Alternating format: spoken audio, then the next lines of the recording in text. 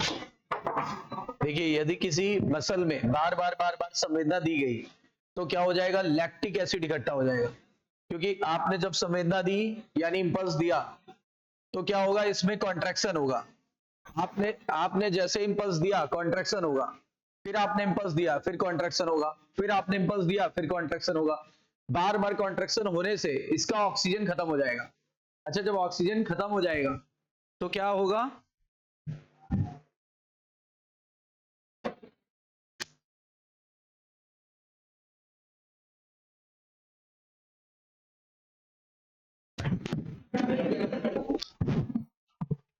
तो जब ऑक्सीजन खत्म हो जाएगा तो एनारोबिक रेस्पिरेशन होगा कि एरोबिक?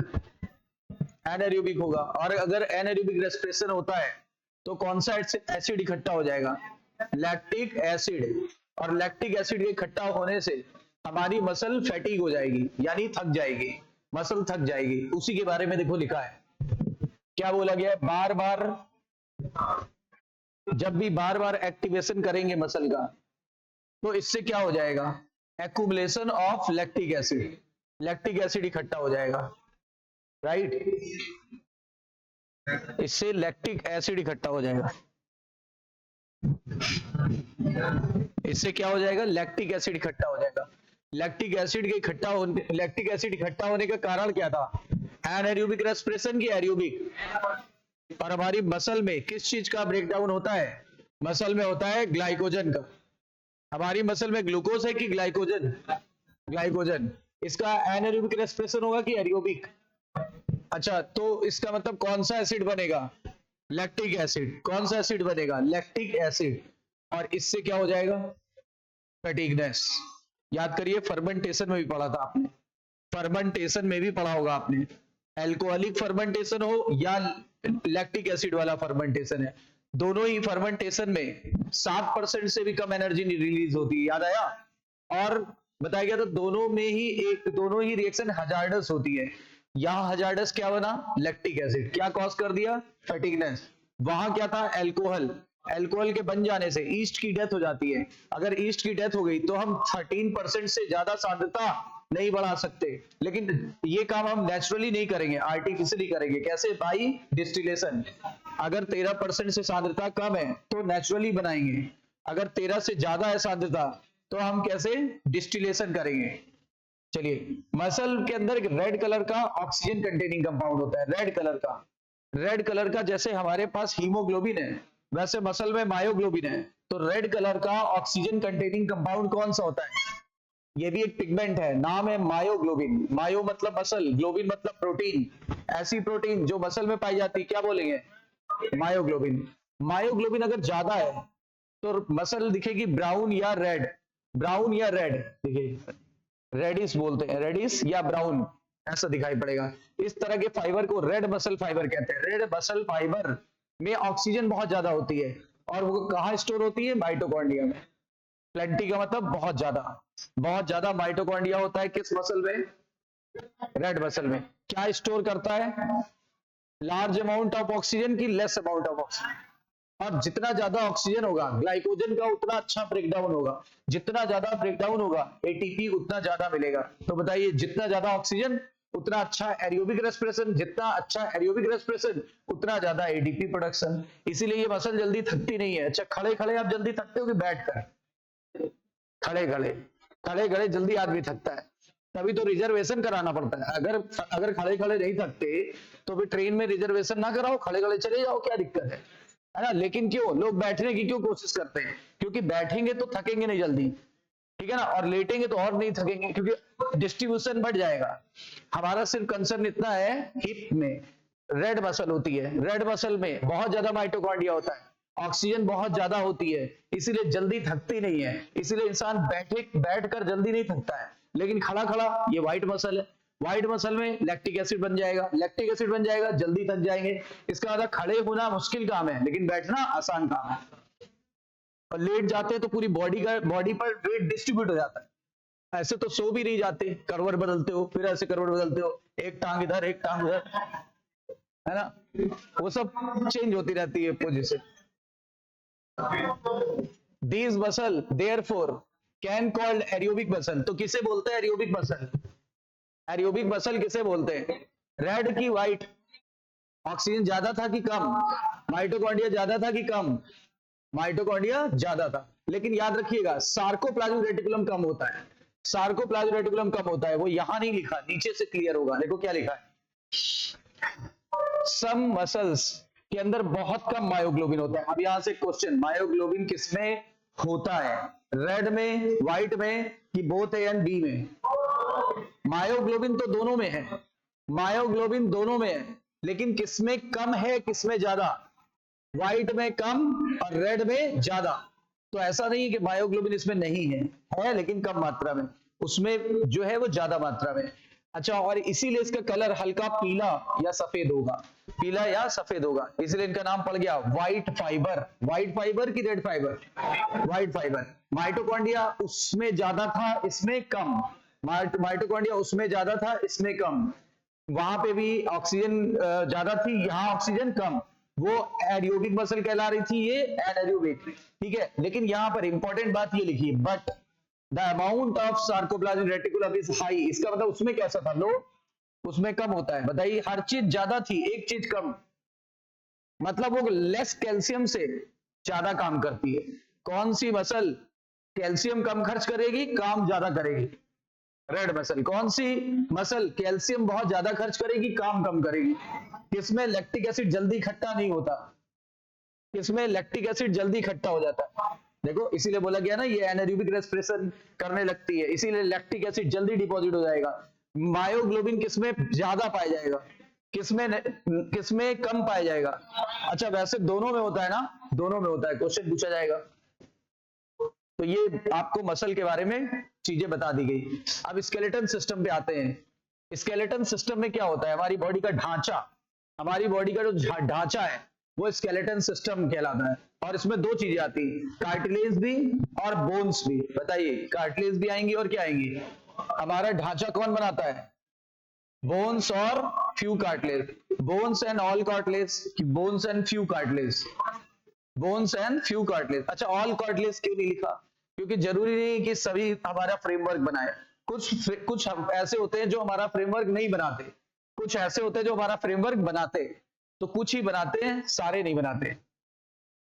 फिर आगे, this system has significant role in movement, ये मूवमेंट में मदद करते हैं। ढांचा किसमें मदद करता है? बॉडी का ढांचा किसमें मदद कर रहा है? मूवमेंट का। अगर ये ढांचा नहीं होता तो हम मूव कर ही नहीं सकते थे। कह रहा है सोच के देखो, बिना जबड़े की बोन के चबा कैसे सकते हैं खाने को? मतलब अगर हमारे पास जबड़े की बोन नहीं होगी तो फिर हम खाना कैसे? दांत नहीं होते तो लोग, बूढ़े लोग नहीं चबा पाते, दांत चलो नहीं होते तो नहीं चबा पाते, जबड़ा नहीं होगा तो क्या कर पाएंगे? ये भी नहीं कर पाएंगे, क्योंकि इसके लिए भी सपोर्ट चाहिए, है ना? चावल भी नहीं खा पाएंगे, बूढ़े लोग कहाँ खा पाते चावल, है ना?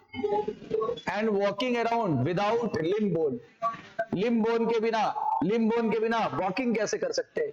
एक हड्डी में हेयर लाइन फ्रैक्चर आ जाए तो आपका चलना मुश्किल हो जाता है, 3-4 महीने बेड रेस्ट पे आ जाते हो। और अगर हड्डी ही ना हो तो, जैसे वो नहीं होते कपड़े लटकते हैं हैंगर पे, वैसे लटके कि हवा में उड़ेंगे। बोन एंड कार्टिलेज, तो बोन और कार्टिलेज दोनों कैसे टिश्यू है? क्वेश्चन, दोनों कैसे टिश्यू है? क्वेश्चन आया है। स्पेशल कनेक्टिव टिश्यू, दोनों कैसे टिश्यू है? Special connective tissue. ठीक है, पहले वाला यानी बोन, बोन की बात कर रहा है, बोन मतलब पहले वाला, इसका मैट्रिक्स हार्ड होता है। इसका मैट्रिक्स हार्ड क्यों होता है? Calcium phosphate plus calcium carbonate, calcium phosphate हमारी हड्डियों में इकट्ठा होता है, प्लस कैल्शियम कार्बोनेट भी थोड़ी मात्रा में होती है, प्लस मैग्नीशियम के सॉल्ट्स भी होते हैं। मेन होता है कैल्शियम फास्फेट, Ca3PO4 का होल ट्वाइस, Ca3PO4 का होल ट्वाइस। हड्डियों में बहुत ज्यादा होता है कैल्शियम और फास्फोरस, आपने पढ़ा भी होगा। अक्सर हमें किसकी कमी हो जाती है ओल्ड एज में? कैल्शियम की। कैल्शियम और फास्फेट मिलकर के कंपाउंड बनाता है, जैसे कैल्शियम फास्फेट कहते हैं। अगर कैल्शियम नहीं होगा तो फास्फेट फ्री हो जाएगा, और फिर हमारी हड्डियां पोरस हो जाएगी, और जरा भी झटका लगा फ्रैक्चर हो जाएगी, फ्रेगाइल हो जाएगी। फ्रेगाइल समझते हो ना? मतलब जरा सा भी गिर गए, सोते सोते गिर गए, फ्रैक्चर हो गया, जबकि सोने पर नहीं, इतनी ऊंचाई से फ्रैक्चर नहीं होता है। और बच्चों की हड्डियां काफी लचीली होती है। बच्चे देखो कितना गिरते रहते हैं, ये करते रहते हैं, वो करते रहते हैं, फिर भी जल्दी नहीं टूटती। और उसका कारण भी है, हड्डियां लचीली हैं, प्लस अभी उनमें ग्रोथ हो रही है, डेवलपमेंट हो रहा है, कहीं हल्का फुल्का चोट लगती भी तो रिपेयर हो जाती है, ऑटो रिपेयरिंग हो जाती है। दूसरी बात, उनके अंदर कार्टिलेज बहुत ज्यादा होता है, हमारे अंदर कार्टिलेज कम हो गया है, क्योंकि हमारे बहुत सारी कार्टिलेज हड्डियों में बदल गया है। आपने देखो कि बच्चे के यहाँ देखो, धक धक धक धक करता रहता है, नया बच्चा न्यू बॉर्न है, धड़कन महसूस होती है, क्योंकि हमारे पास देखो एकदम हार्ड है, उनके पास ऐसे आके ऐसे हड्डियों के बीच गैप होता है, ऐसे कई सारे गैप्स होते हैं, तो ये गैप भर जाते हैं, विद इन 2 years तक भर जाते हैं, या कुछ कुछ महीनों बाद कुछ भर जाते हैं। इनको फॉन्टेनल्स कहते हैं, फॉन्टेनल्स। तो ये पहले कार्टिलेज था यहाँ, बाद में भर गया तो हड्डी में बदल गया। यानी बहुत सारी बोन हम लोगों में किस में बदल, बहुत सारी कार्टिलेज हम लोगों में किस में बदल जाती है, ऐसा वर्टिब्रेट्स में होता है ज्यादातर, ऐसा ज्यादातर वर्टिब्रेट्स में होता है।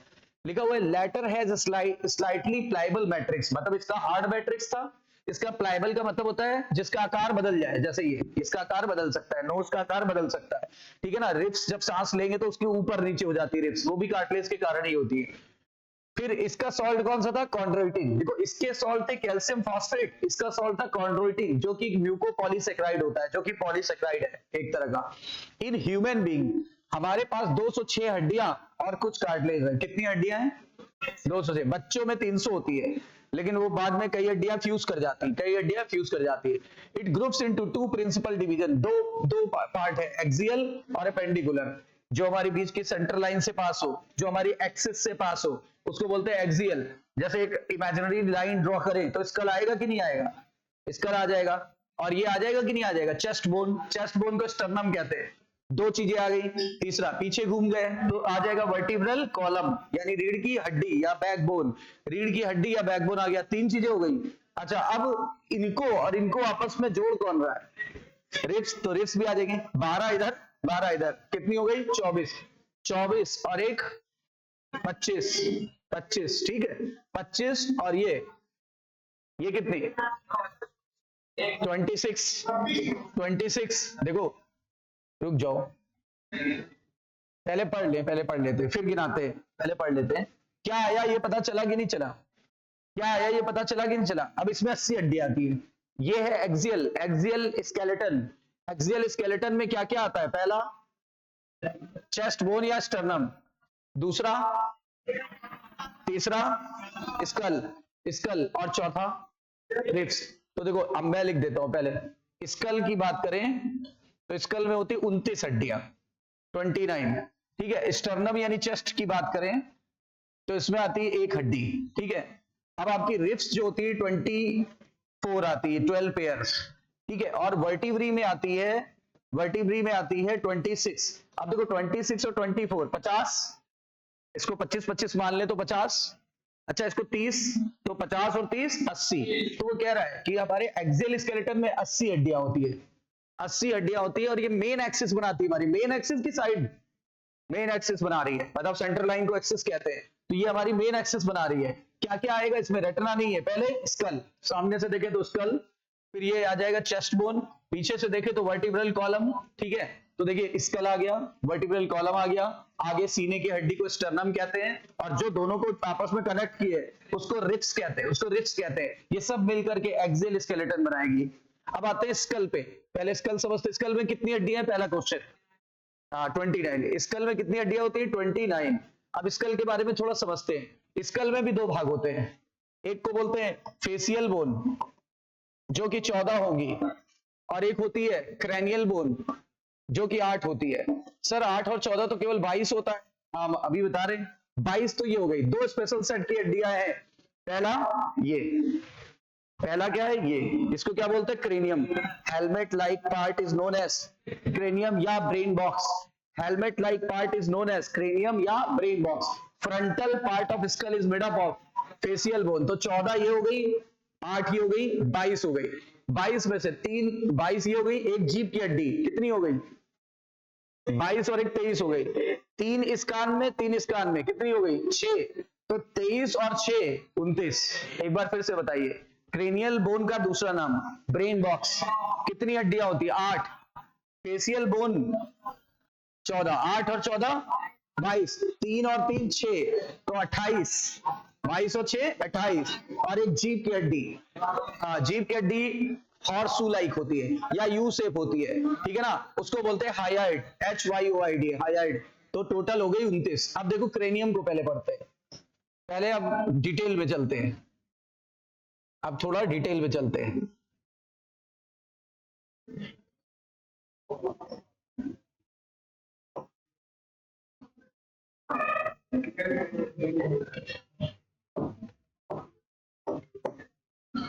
देखिए क्रेनियम की कौन सी हड्डी होती है, ये वाली क्या है, फ्रंट पे फ्रंटल, ये वाली फ्रंट पे है फ्रंटल, ये कनपटी, कनपटी टेम्पोरल, कनपटी टेम्पोरल, पीछे वाली ऑक्सीपिटल। पहले इतनी बताइए ये क्या है, ये क्या है ऑक्सीपिटल, ये क्या है टेम्पोरल, ये क्या है पैराइटल, ये पैराइटल है, ठीक है ना। यहां है एथमॉइड, इस जंक्शन पे एथमॉइड, ठीक है ना एथमॉइड। और उसके बाद यहां पे है स्फीनॉइड। ये देखो, देखो ये कौन सी थी जो फ्रंट पे है, मैं ऐसे खड़ा हूं तो फ्रंट पे फ्रंटल, बैक वाली ऑक्सीपिटल, फ्रंट वाली फ्रंटल, बैक वाली ऑक्सीपिटल। और ये बताना ये कनपटी, ये टेम्पोरल, और इसके बीच में ये स्फीनॉइड, स्फीनॉइड दिख रही है। अच्छा ये बिल्कुल ऊपर टॉप पे पैराइटल। अब आप देखो ये एक है, ये एक है, लेकिन कनपटी यानी टेम्पोरल 2 है, पैराइटल 2 है, ठीक है ना 2 है। कितनी हो गई अभी तक 6 हो गई ना। एक हो गई स्फीनॉइड और एक हो गई एथमॉइड। एथमॉइड ये आंख के पास पाई जाती है, आंख के इस तरफ सॉकेट के पास, तो वो होती है एथमॉइड। टोटल कितनी हो गई 8। फ्रंट वाली ये वाली, और ये 2, और ये, और यहां पे, और आई बॉल के सॉकेट पे एक, तो टोटल कितनी हो गई 8, टोटल 8 हो गई। और नाम भी हमें याद हो गए। अब आगे चलते आते हैं फेशियल पे। फेशियल के लिए फार्मूला है नाउ जी प्रोग्राम्स, जी टीवी होती है ना, जी प्रोग्राम्स मेक्स इंडियन लाफ। मतलब आजकल ऐसे प्रोग्राम आते हैं जो इंडियन को हंसाते हैं, तो इंडियन लाफ, ठीक है ना। नाउ जी प्रोग्राम्स मेक्स इंडियन लाफ, तो नाउ का मतलब नेजल, नेजल बोन। ये कितनी है 2, 1 2, ये सब 2।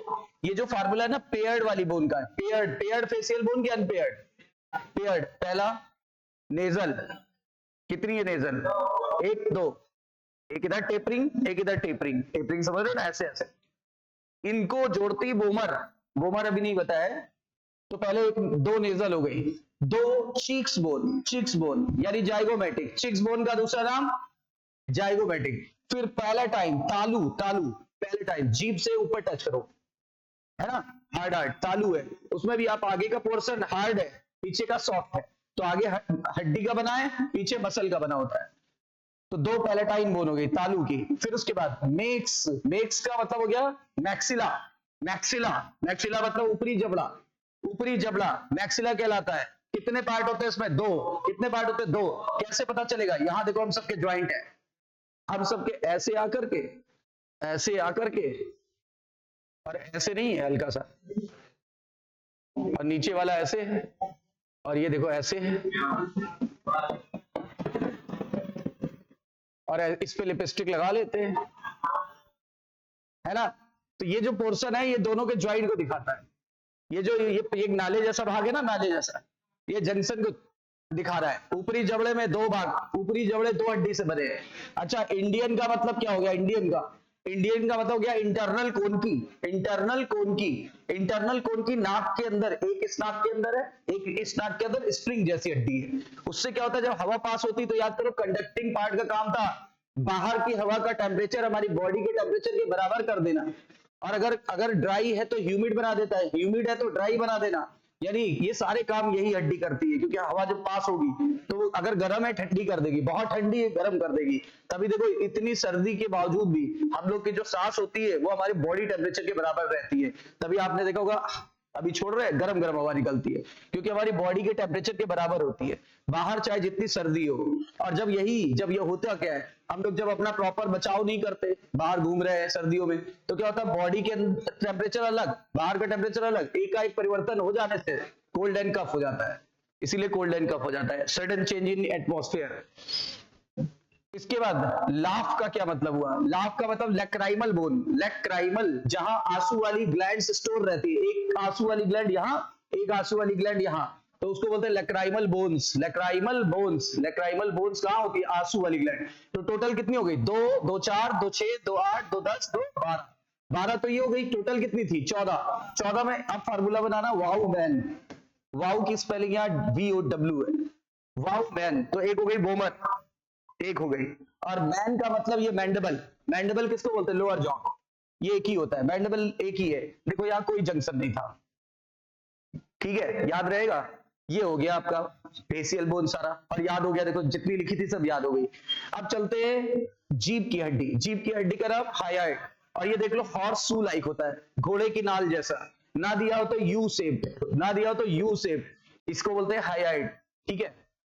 और हमारी जीभ का ऐसे जीभ है तो पीछे वाला जो हिस्सा है बॉटम वाला वो इससे चिपका रहता है, यहाँ का हिस्सा एक झिल्ली से जुड़ा है, आपने देखा होगा कभी जीभ उठा के, एक झिल्ली से जुड़ा हुआ है, उसको बोलते हैं लिंगुआ फ्रेनुलम, लिंगुअल फ्रेनुलम। अब हट गया सिलेबस से, पहले डाइजेस्टिव सिस्टम था तो उसमें था, ठीक है। और बाकी आगे का हिस्सा बिल्कुल फ्री होता है, आगे का हिस्सा बिल्कुल फ्री होता है, इसकी मदद से हम लोग बोलते हैं। और जीभ के 2 काम है, ठीक है। टेस्ट बर्ड यही होते हैं, तो टेस्ट लेना, दूसरा काम है क्या? भाषा में बदलना, चीजों को भाषा में बदलना, मतलब स्पीच में बदलना, साउंड को स्पीच में बदलना। अच्छा साउंड नहीं, साउंड निकालना इसका काम नहीं है, साउंड निकालना किसका काम? लैरिंग्स। लेकिन साउंड को भाषा देना, लैंग्वेज प्रदान करना, ये किसका काम है? ये जीभ का काम है। Sound production is the role of, और साउंड को लैंग्वेज में बदलना वो टंग का काम है। अब देख लीजिए, क्रैनियल और फेशियल बोन मिला के कितनी थी? 22। ये कितनी? 8। ये कितनी? 14। क्रैनियल बोन कितनी है? 8, ठीक है। और ये बनाती है हार्ड प्रोटेक्टिव आउटर कवरिंग, ये नाम है क्रेनियम, किसका? ब्रेन। इसीलिए मैंने इसको बोला था ब्रेन बॉक्स, इसको ब्रेन बॉक्स भी कहते हैं। फेशियल रीजन में 14 हड्डियां थी, और वो हमारे स्कल का फ्रंट पार्ट बनाती है, ये फ्रंट पार्ट है, ये बना रही।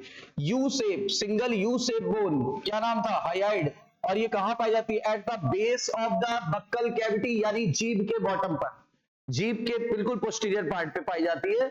और कह रहा है ये भी स्कल में ही आती है, यानी कि 22 और 1 23 हो गई। अब इन्होंने बोला हर एक कान में भी देखो 3 पार्ट होते हैं, external ear, middle ear, internal ear. जो हमारा एक्सटर्नल ईयर होता है ये तो केवल ईयर पिन्ना वगैरह बनाता है, और यहाँ से खोखली ट्यूब है, ये एक्सटर्नल ईयर का पार्ट है। उसके बाद एक कान का पर्दा है, उसके कान के पर्दे के पीछे 3 हड्डियां लाइन से सीरीज वाइज, एक है मैलियस, एक है इनकस, एक है स्टेपिस। फार्मूला क्या बना? Miss malleus incus stapes. ये देखिए मैलियस इनकस स्टेपिस, कान का पर्दा इधर से चालू हुआ, ठीक है, और इंटरनल ईयर यहां चालू हो जाता है। यानी कान के पर्दे की तरफ कौन सी है और इंटरनल ईयर की तरफ कौन सी है? बॉडी की सबसे छोटी हड्डी, अच्छा, और कान की भी सबसे छोटी हड्डी, हाँ, और इनको मिला करके बोलते हैं ईयर ऑसिकल्स। जब हड्डियां बहुत छोटी हो तो इसको ऑसिकल्स कहते हैं, जब हड्डियां बहुत छोटी होती तो उसे ऑसिकल्स कहते हैं। अब 3 इधर, तो 6 और इंक्लूड करो, 23 और 6 29 आ गई। ये हमारा क्रेनियम फिनिश हो गया। अब इन्होंने बोला स्कल किस पर टिका हुआ है? स्कल किस पर टिका है? ये इस पर टिका है, वर्टिब्रल कॉलम। वर्टिब्रल कॉलम के सुपीरियर भाग पे कि इंफीरियर भाग पे? सुपीरियर भाग पे टिका हुआ है। और वहां जो टिका हुआ है वो एक ऐसे इस तरह का एक वो है स्ट्रक्चर, इस तरह का स्ट्रक्चर है, उसमें 2 गड्ढे हैं, उसमें 2 गड्ढे हैं, ठीक। अब समझना था, उस पहली वर्टिब्री को बोलते क्या? एटलस। पहली वर्टिब्री का नाम क्या है और दूसरी का नाम क्या है? एक्सिस। तो ये यहां पर 2 गड्ढे हैं, एटलस में 2 गड्ढे हैं, उनको बोलते हैं ऑक्सीपिटल कोंडाई, नहीं ऑक्सीपिटल फोसा, ऑक्सीपिटल फोसा। और जरा यहां देखो, इस बोन पे देखो, इस बोन पे ऑक्सीपिटल बोन पे 2 उभार है, एक ये 2 उभार है। ये दोनों उभार जो है उसी गड्ढे में जाके, जैसे ये मान लो वो है पहली वर्टिब्री कौन सी? एटलस। यहां 2 गड्ढे, एक ये गड्ढा है और एक ही गड्ढा है, ऐसे इमेजिनेट करो। ये एक बॉल है हमारी स्कल, इस पे 2 उभार है, इसका नाम है ऑक्सीपिटल कोंडाइल। कितने उभार है? तो हमारे पास 2 उभार है, यानी 2 कोंडाइल है। तो वी आर डाइकोंडाइलिक की मोनोकोंडाइलिक? जिनके पास 1 उभार होता है वो मोनोकोंडाइलिक होते हैं, जिनके पास 2 उभार है वो, और जिनके पास 1 उभार है वो सिर्फ एम्फीबियंस और मैमल, सिर्फ एम्फीबियंस और मैमल डाइकोटाइलिक होते हैं, क्योंकि फार्मूला है मैड, मोनो वो मैमल और एम्फीबिया डाइकोटाइलिक। फार्मूला क्या बना? बाकी सब वर्टिब्रेट्स मोनोकोटाइलिक है, बाकी सब वर्टिब्रेट मोनोकोटाइलिक। कौन सा वर्टिब्रेट बचा? फिश, रेप्टाइल और बर्ड्स। फिश, रेप्टाइल और बर्ड्स मोनोकोटाइलिक है, लेकिन हम लोग अपने लिए फार्मूला बना लिए mad, MAD, M for mammal, A for amphibian, D for dicotylic. दो ऑक्सीपिटल कोटाइल है। अब देखो हमारी ये पहली वर्टिब्री में देखो गड्ढा है, पहली वर्टिब्री एटलस, उसमें गड्ढा है। अब इस गड्ढे में जाके लॉक कर जाती है, इस गड्ढे में जाके वेल्ड हो जाती है, वेल्ड मतलब अब वेल्ड हो गई। अब देखना यहाँ पर एक गड्ढा है, इसके पास यहाँ एक गड्ढा है, अगली वर्टिब्रे में यहाँ से वो बाहर है, ये इसका नाम है एटलस, इसका नाम है एटलस। मेरी बात समझिए ध्यान से, इसके पास गड्ढे हैं और एक और यहाँ पे भी गड्ढा है, ठीक है। इन गड्ढों से ये जाके लॉक कर गया, क्या लॉक कर गया? ऑक्सीपिटल कोंडाइल, फ्यूज कर गया, वेल्ड हो गया, मतलब अब हिलेगा नहीं, वेल्ड हो गया। अगर हमारे स्कल घूमता है ना, मान लो ऐसे स्कल है, ऐसे घूमा, तो पता है हमारी पहली वर्टिब्री भी घूमेगी साथ में, क्योंकि वेल्ड है ना, पहली वर्टिब्री भी घूमेगी। This only vertebrae which can move around with the skull, atlas. एकमात्र वर्टिब्री जो स्कल के मूवमेंट के अनुसार घूमती रहती है, atlas. And rest vertebrae are fix, बाकी सारी वर्टिब्री फिक्स्ड होती है, वो कभी अपनी जगह से घूमती नहीं है, हिलती डुलती है, घूमेगी नहीं, लचीली है लेकिन वो घूमेगी नहीं, बिल्कुल फ्रीली मूवेबल कौन सी है? एटलस। बाकी सारी स्लाइटली मूवेबल जॉइंट की वजह से। पहली वर्टिब्री का एटलस, दूसरी का नाम एक्सिस, ये गलत लिख दिया है, दूसरी का नाम है एक्सिस, ठीक है। ओनली वर्टिब्री जो स्कल के साथ मूव करेगी, इसीलिए इसको नो बोन भी कहते हैं। देखो ऐसे, इस तरह से नो ऐसे कहते हैं ना, तो ये नो ऐसे गर्दन घुमाने के लिए का श्रेय इसी को जाता है, नो बोन। और यस बोन इसको बोलते हैं, यस बोन इसको बोलते हैं एक्सिस को, क्योंकि हाँ कहते हैं तो इसमें मूवमेंट होता है, हाँ कहते हैं तो इसमें मूवमेंट होता है, ठीक है। तो एटलस और एक्सिस ये हो गया। तो हम डाइकोटाइलिक है कि मोनोकोटाइलिक? अब देखो ये लिख भी दिया इन्होंने, कह रहा है वर्टिब्री के साथ जुड़ा रहता है कितनी कोंडाइल की मदद से? 2। तो हम लोग क्या हुए? फार्मूला क्या याद रखेंगे? मैमल और एम्फीबियन डाइकोटाइलिक, बाकी सारे मोनोकोटाइलिक। हमारे वर्टिब्रल कॉलम यानी बैकबोन में 26 सीरियल वाइज यूनिट्स है, 26 सीरियल वाइज यूनिट है। ये देखो एक एक एक करके 26 सीरियल वाइज यूनिट है, ये 26 सीरियल वाइज है, बिल्कुल यहां से लेके यहां तक टेल तक जोड़ेंगे तो 26 आ जाएगी। और एक के ऊपर एक लॉक है, ठीक है, एक के ऊपर एक लॉक है, ये देखिए लिखा है। और किस तरफ है? हमने बताया था हमारी बॉडी का ये पार्ट कौन सा? डॉर्सल। तो डॉर्सल साइड है कि वेंट्रल साइड? डॉर्सल साइड पे है, यानी ये वर्टिब्री प्रेजेंट होती डॉर्सली, डॉर्सली प्लेस्ड होती है। और ये कहां से कहां तक प्रेजेंट है? स्कल के बेस से लेकर के, और मेन फ्रेमवर्क बनाता है ऑफ ट्रंक, इसको बोलते हैं धड़। धड़ यानी इंग्लिश में ट्रंक, ये धड़ का मेन भाग बना रहा है, धड़ का मेन भाग बना रहा है। बताइए वर्टिब्रल कॉलम धड़ का क्या बनाता है? मेन भाग, मेन ढांचा बना रहा है, ठीक है। हर एक वर्टिब्री में एक होल होगा, उस होल से क्या होगा? उस होल से स्पाइनल कॉर्ड पास होती है। ब्रेन यहां खत्म हो गया, यहां से एक नर्वस सिस्टम का नया कॉर्ड पास होता है, उस कॉर्ड का नाम क्या है? Spinal cord. तो स्पाइनल कॉर्ड इसी, मान लो ये स्पाइनल कॉर्ड है और ये अंदर से खोखला है, तो ये इसके अंदर ही अंदर प्रोटेक्ट रहता है, ऐसे अंदर ही अंदर प्रोटेक्ट रहता है सीरियल वाइज। तो बताइए इसका हॉलो पोर्शन क्या कहलाता है? Neural canal. Hollow portion of vertebrae is known as, और वो किसको पैसेज देता है? स्पाइनल कॉर्ड को। पहली वर्टिब्री का नाम क्या बताया था? अच्छा, वो जुड़ती है किसके साथ? Occipital condyle. कितने ऑक्सीपिटल कोंडाइल थे? तो उसके पास कोंडाइल का मतलब होता है उभार, इस हड्डी के पास उभार था, लेकिन इसके पास खांचे थे, ये इसी खांचे में फिट हो गए। और this is the only vertebrae which can move, ठीक है। और इसको रिंग लाइक वर्टिब्री भी कहते हैं, ring like vertebrae. Vertebral column is differentiated into 5 part होते हैं। गर्दन की वर्टिब्री को सर्वाइकल कहते नहीं है, अगर किसी को गर्दन में दर्द हो, डॉक्टर के पास जाते हैं, कहते हैं आपको सर्वाइकल की प्रॉब्लम है, पिलो मत लगाइए, ये मत करिए, वो मत करिए, सही से सोइए, सही से बैठिए। तो सर्वाइकल मतलब होता है गर्दन से संबंधित वर्टिब्री। ज्यादातर 7 होती है, ज्यादातर मैमल में 7 होती है कि सभी मैमल में 7 होती है? कुछ मैमल में कम या ज्यादा भी हो सकती है, अभी बताएंगे कौन। थोरैसिक वर्टिब्री फिक्स है, 12 होती है। थोरैसिक यानी सीने वाली जो है वो 12 होती है। लंबर यानी ये पेट वाले हिस्से की ये 5 होती है, पेट वाली हिस्से में 5 होती है। सैक्रल यानी यहां पर जो ये वाला हिस्सा है बैक वाला, वहां पे भी 5 होती है। और फ्यूज हो जाती है, फिर एक ही रह जाती है। देखो लिखा है ना, फ्यूज हो जाती है। कोकिक्स में 4 होती थी पर वो फ्यूज हो गई, 4 होती थी पर फ्यूज होके एक हो गई। यानी कि ये cervical vertebrae, thoracic vertebrae, lumbar vertebrae, ये फ्यूज नहीं होती है। कौन सी? लास्ट की 2 वर्टिब्री फ्यूज हो गई। कारण ये क्योंकि औरों में टेल होता है, हम लोग में टेल नहीं होता है, तो इनकी जरूरत पहले से कम हो गई। ऐसा मैं नहीं कह रहा हूं कि ये जरूरत खत्म हो गई, जरूरत पहले से कम हो गई, इसीलिए हमारे इनका फ्यूज होना स्वाभाविक है, इनका फ्यूज होना स्वाभाविक है। टोटल कितनी हो गई? 26। 7 और 12 19, 19 और 5 24, 24 और 1 25, 25 और 1 26। ठीक है, और ये कहां से स्टार्ट हुई थी बताइए? स्कल से स्टार्ट हुई थी। अच्छा, number of cervical vertebrae 7 in almost all the mammal की all the mammal, almost all the mammal की ऑल द मैमल।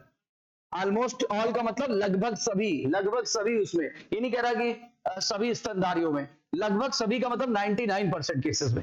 अच्छा, किसमें नहीं होता? एक तो पोलर बियर, इसको पोला बियर याद रखिए, पोला बियर। अब देखो 1 2 3 4 5 6 7 8 8 होती है इसमें। और एक 2 स्लोथ होते हैं, स्लोथ एक जीव होता है, उसको स्लोथ कहते हैं। उसमें भी एक इवन टोड होता है, एक ऑड टोड होता है। इवन टोड वालों में 6, ऑड टोड वालों में 9। इवन से इवन नंबर याद रखो, ऑड से ऑड याद रखो।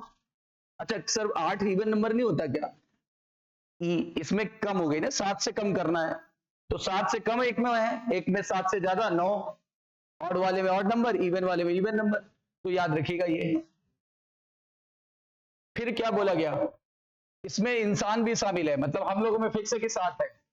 The vertebral column protects the spinal cord, पहला काम प्रोटेक्ट्स द स्पाइनल कॉर्ड। दूसरा काम पीठ की और हेड की जो मसल है उसको सपोर्ट देना, ठीक है, support the head and serve as point of attachment of ribs and musculature of back.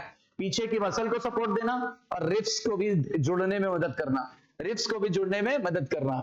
अच्छा, स्टर्नम जो होता है वो फ्लैट बोन है, मतलब ये जो चेस्ट है ना, चेस्ट सीना, सीना जो होता है फ्लैट बोन का बना होता है। फ्लैट, देखो बिल्कुल टच करने पे भी फ्लैट लग रहा है, लेकिन हल्का सा यहाँ धसा रहता है, हल्का सा धसा रहता है। तो फ्लैट बोन होता है, यानी कि चपटी हड्डी का बना है। याद रखना, चपटी हड्डी कहाँ कहाँ होती है? क्रेनियम में, यानी स्कल में, स्कल के क्रेनियम भाग में, पहला पॉइंट। दूसरा चेस्ट में, चेस्ट। और तीसरा भाग रिब्स में, तीसरा रिब्स में। याद रखिएगा ये 3 भाग मेन है, इन जगह पे चपटी हड्डियां होती हैं। और ये वेंट्रल मिडलाइन बना रहा है कि डॉर्सल? अच्छा, अगर डॉर्सल मिडलाइन बोले तो वर्टिब्रल कॉलम, वेंट्रल मिडलाइन बोले तो क्या? तो स्टर्नम, तो स्टर्नम। अच्छा देखो, अब रिब्स पे आ गए। रिब्स होती है 12 पेयर। अब जरा सुनिए, रिब्स आगे की तरफ यहां से जुड़ी होती है, कहां से जुड़ी है? स्टर्नम बोन से। पीछे की तरफ वर्टिब्रल कॉलम से जुड़ी होती है। और वर्टिब्रल कॉलम के भी किस हिस्से से? चेस्ट वाली से, चेस्ट वाली से, केवल चेस्ट वाली से, और कहीं से नहीं जुड़ती। तो आगे की तरफ कहां से जुड़ी है? स्टर्नम। पीछे की तरफ से कहां जुड़ी है? Chest vertebrae, chest vertebrae only. Cervical से नहीं जुड़ी, लंबर से नहीं जुड़ी, सैक्रल से नहीं जुड़ी, और कॉकिक्स से तो बिल्कुल नहीं जुड़ सकती। तो कुल मिला के the only vertebrae which can attach with the ribs that is thoracic vertebrae. तो आगे से जुड़ी है स्टर्नम से, पीछे से जुड़ी हुई है थोरैसिक वर्टिब्री से।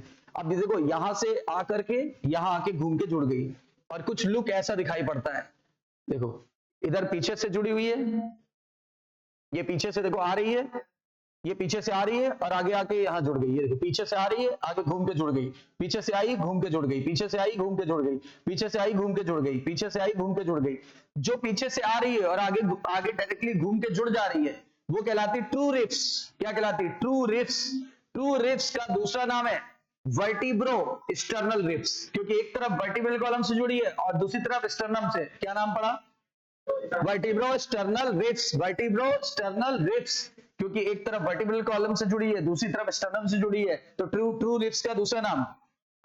कितने पेयर होती हैं? 7 पेयर, 7 पेयर होती है। और रिब्स की खास बात है, इसका पीछे का हिस्सा हड्डी का और आगे का कार्टिलेज का बना होता है। पीछे का हिस्सा हड्डी का, आगे का हाइलाइन कार्टिलेज का बना होता है। इसीलिए आप खुद देखो, आगे लचीलापन है कि पीछे? आगे ज्यादा लचीलापन है, जो कि हमारी ब्रीदिंग के लिए एक बहुत ही अच्छी सपोर्ट है, बहुत अच्छा सपोर्ट है। तो ये क्लियर हो गया। अच्छा, पीछे से जो रिब्स है जो हड्डी का बना होता है उसमें भी 2 भार होते हैं, 2 हेड होते हैं, 2 हेड होते हैं। और वो पीछे से, जैसे मान लो ये वर्टिब्री है और ये एक वर्टिब्री है।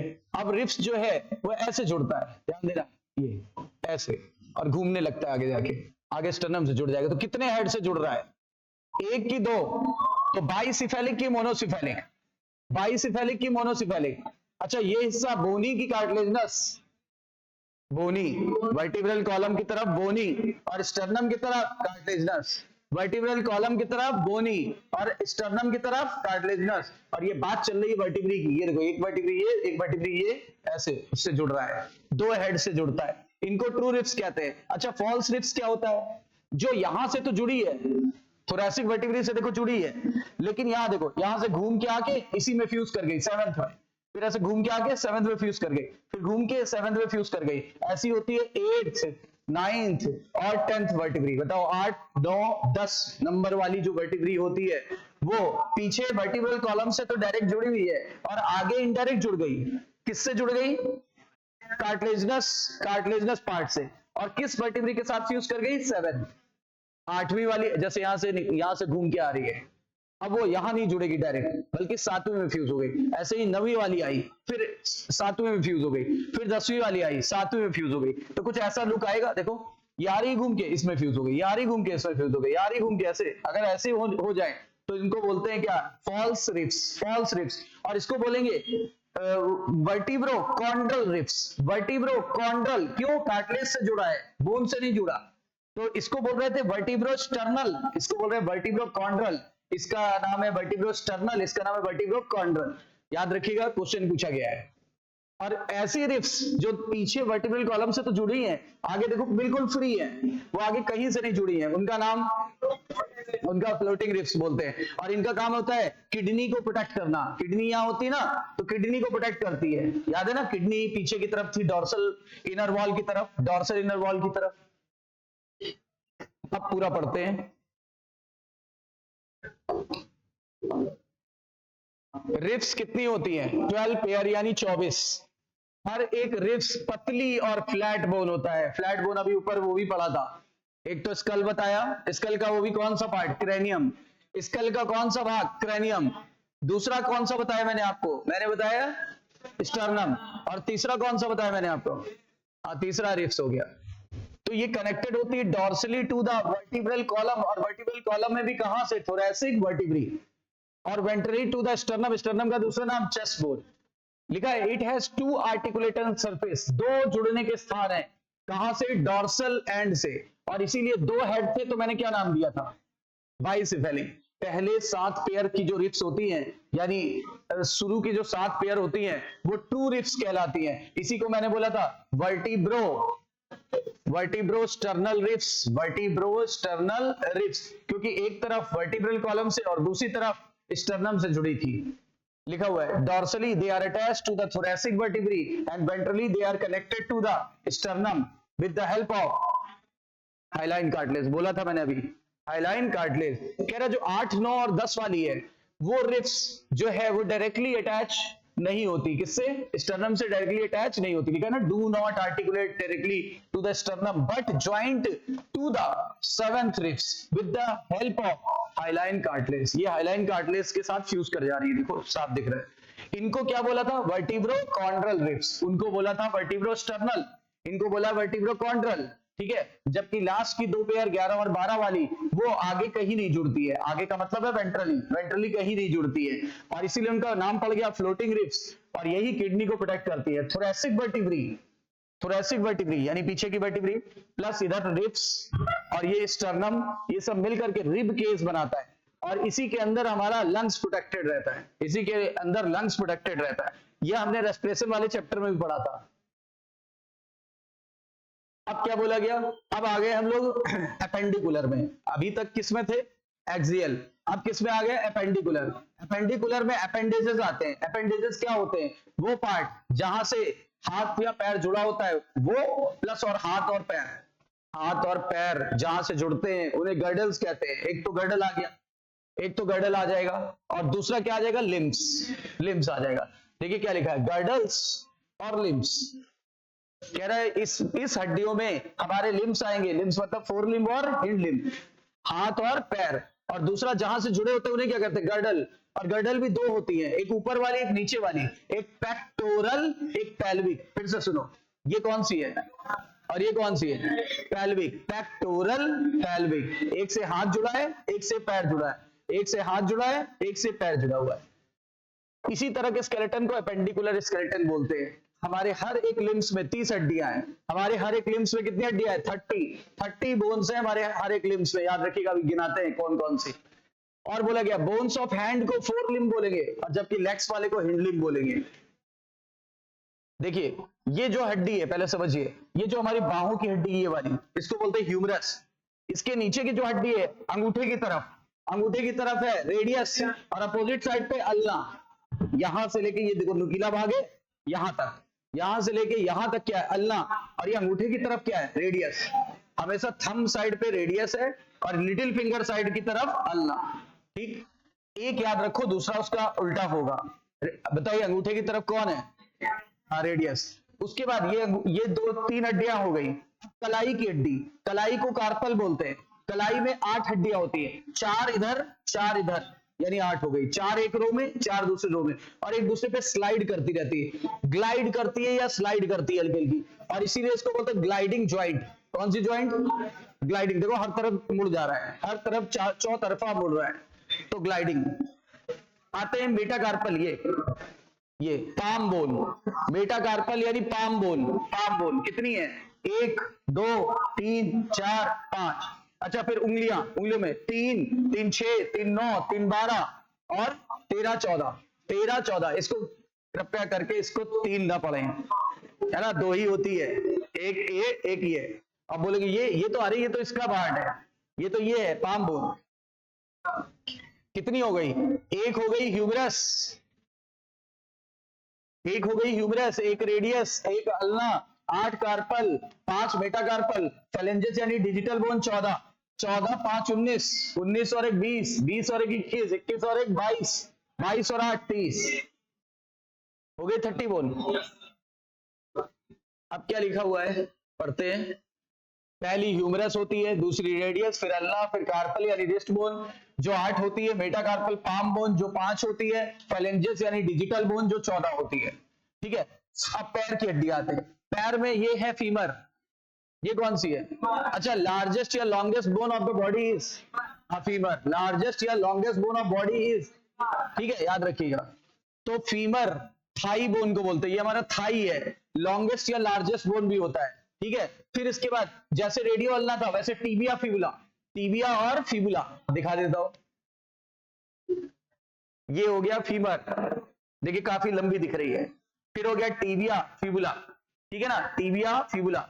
जो फिबुला होती है वो छोटी फिंगर साइड होती है, फिबुला जो होती है छोटी फिंगर साइड, और मिडिल साइड टीबिया। ये इस तरफ है tibia, little finger side fibula, ठीक है। और पतली कौन सी है?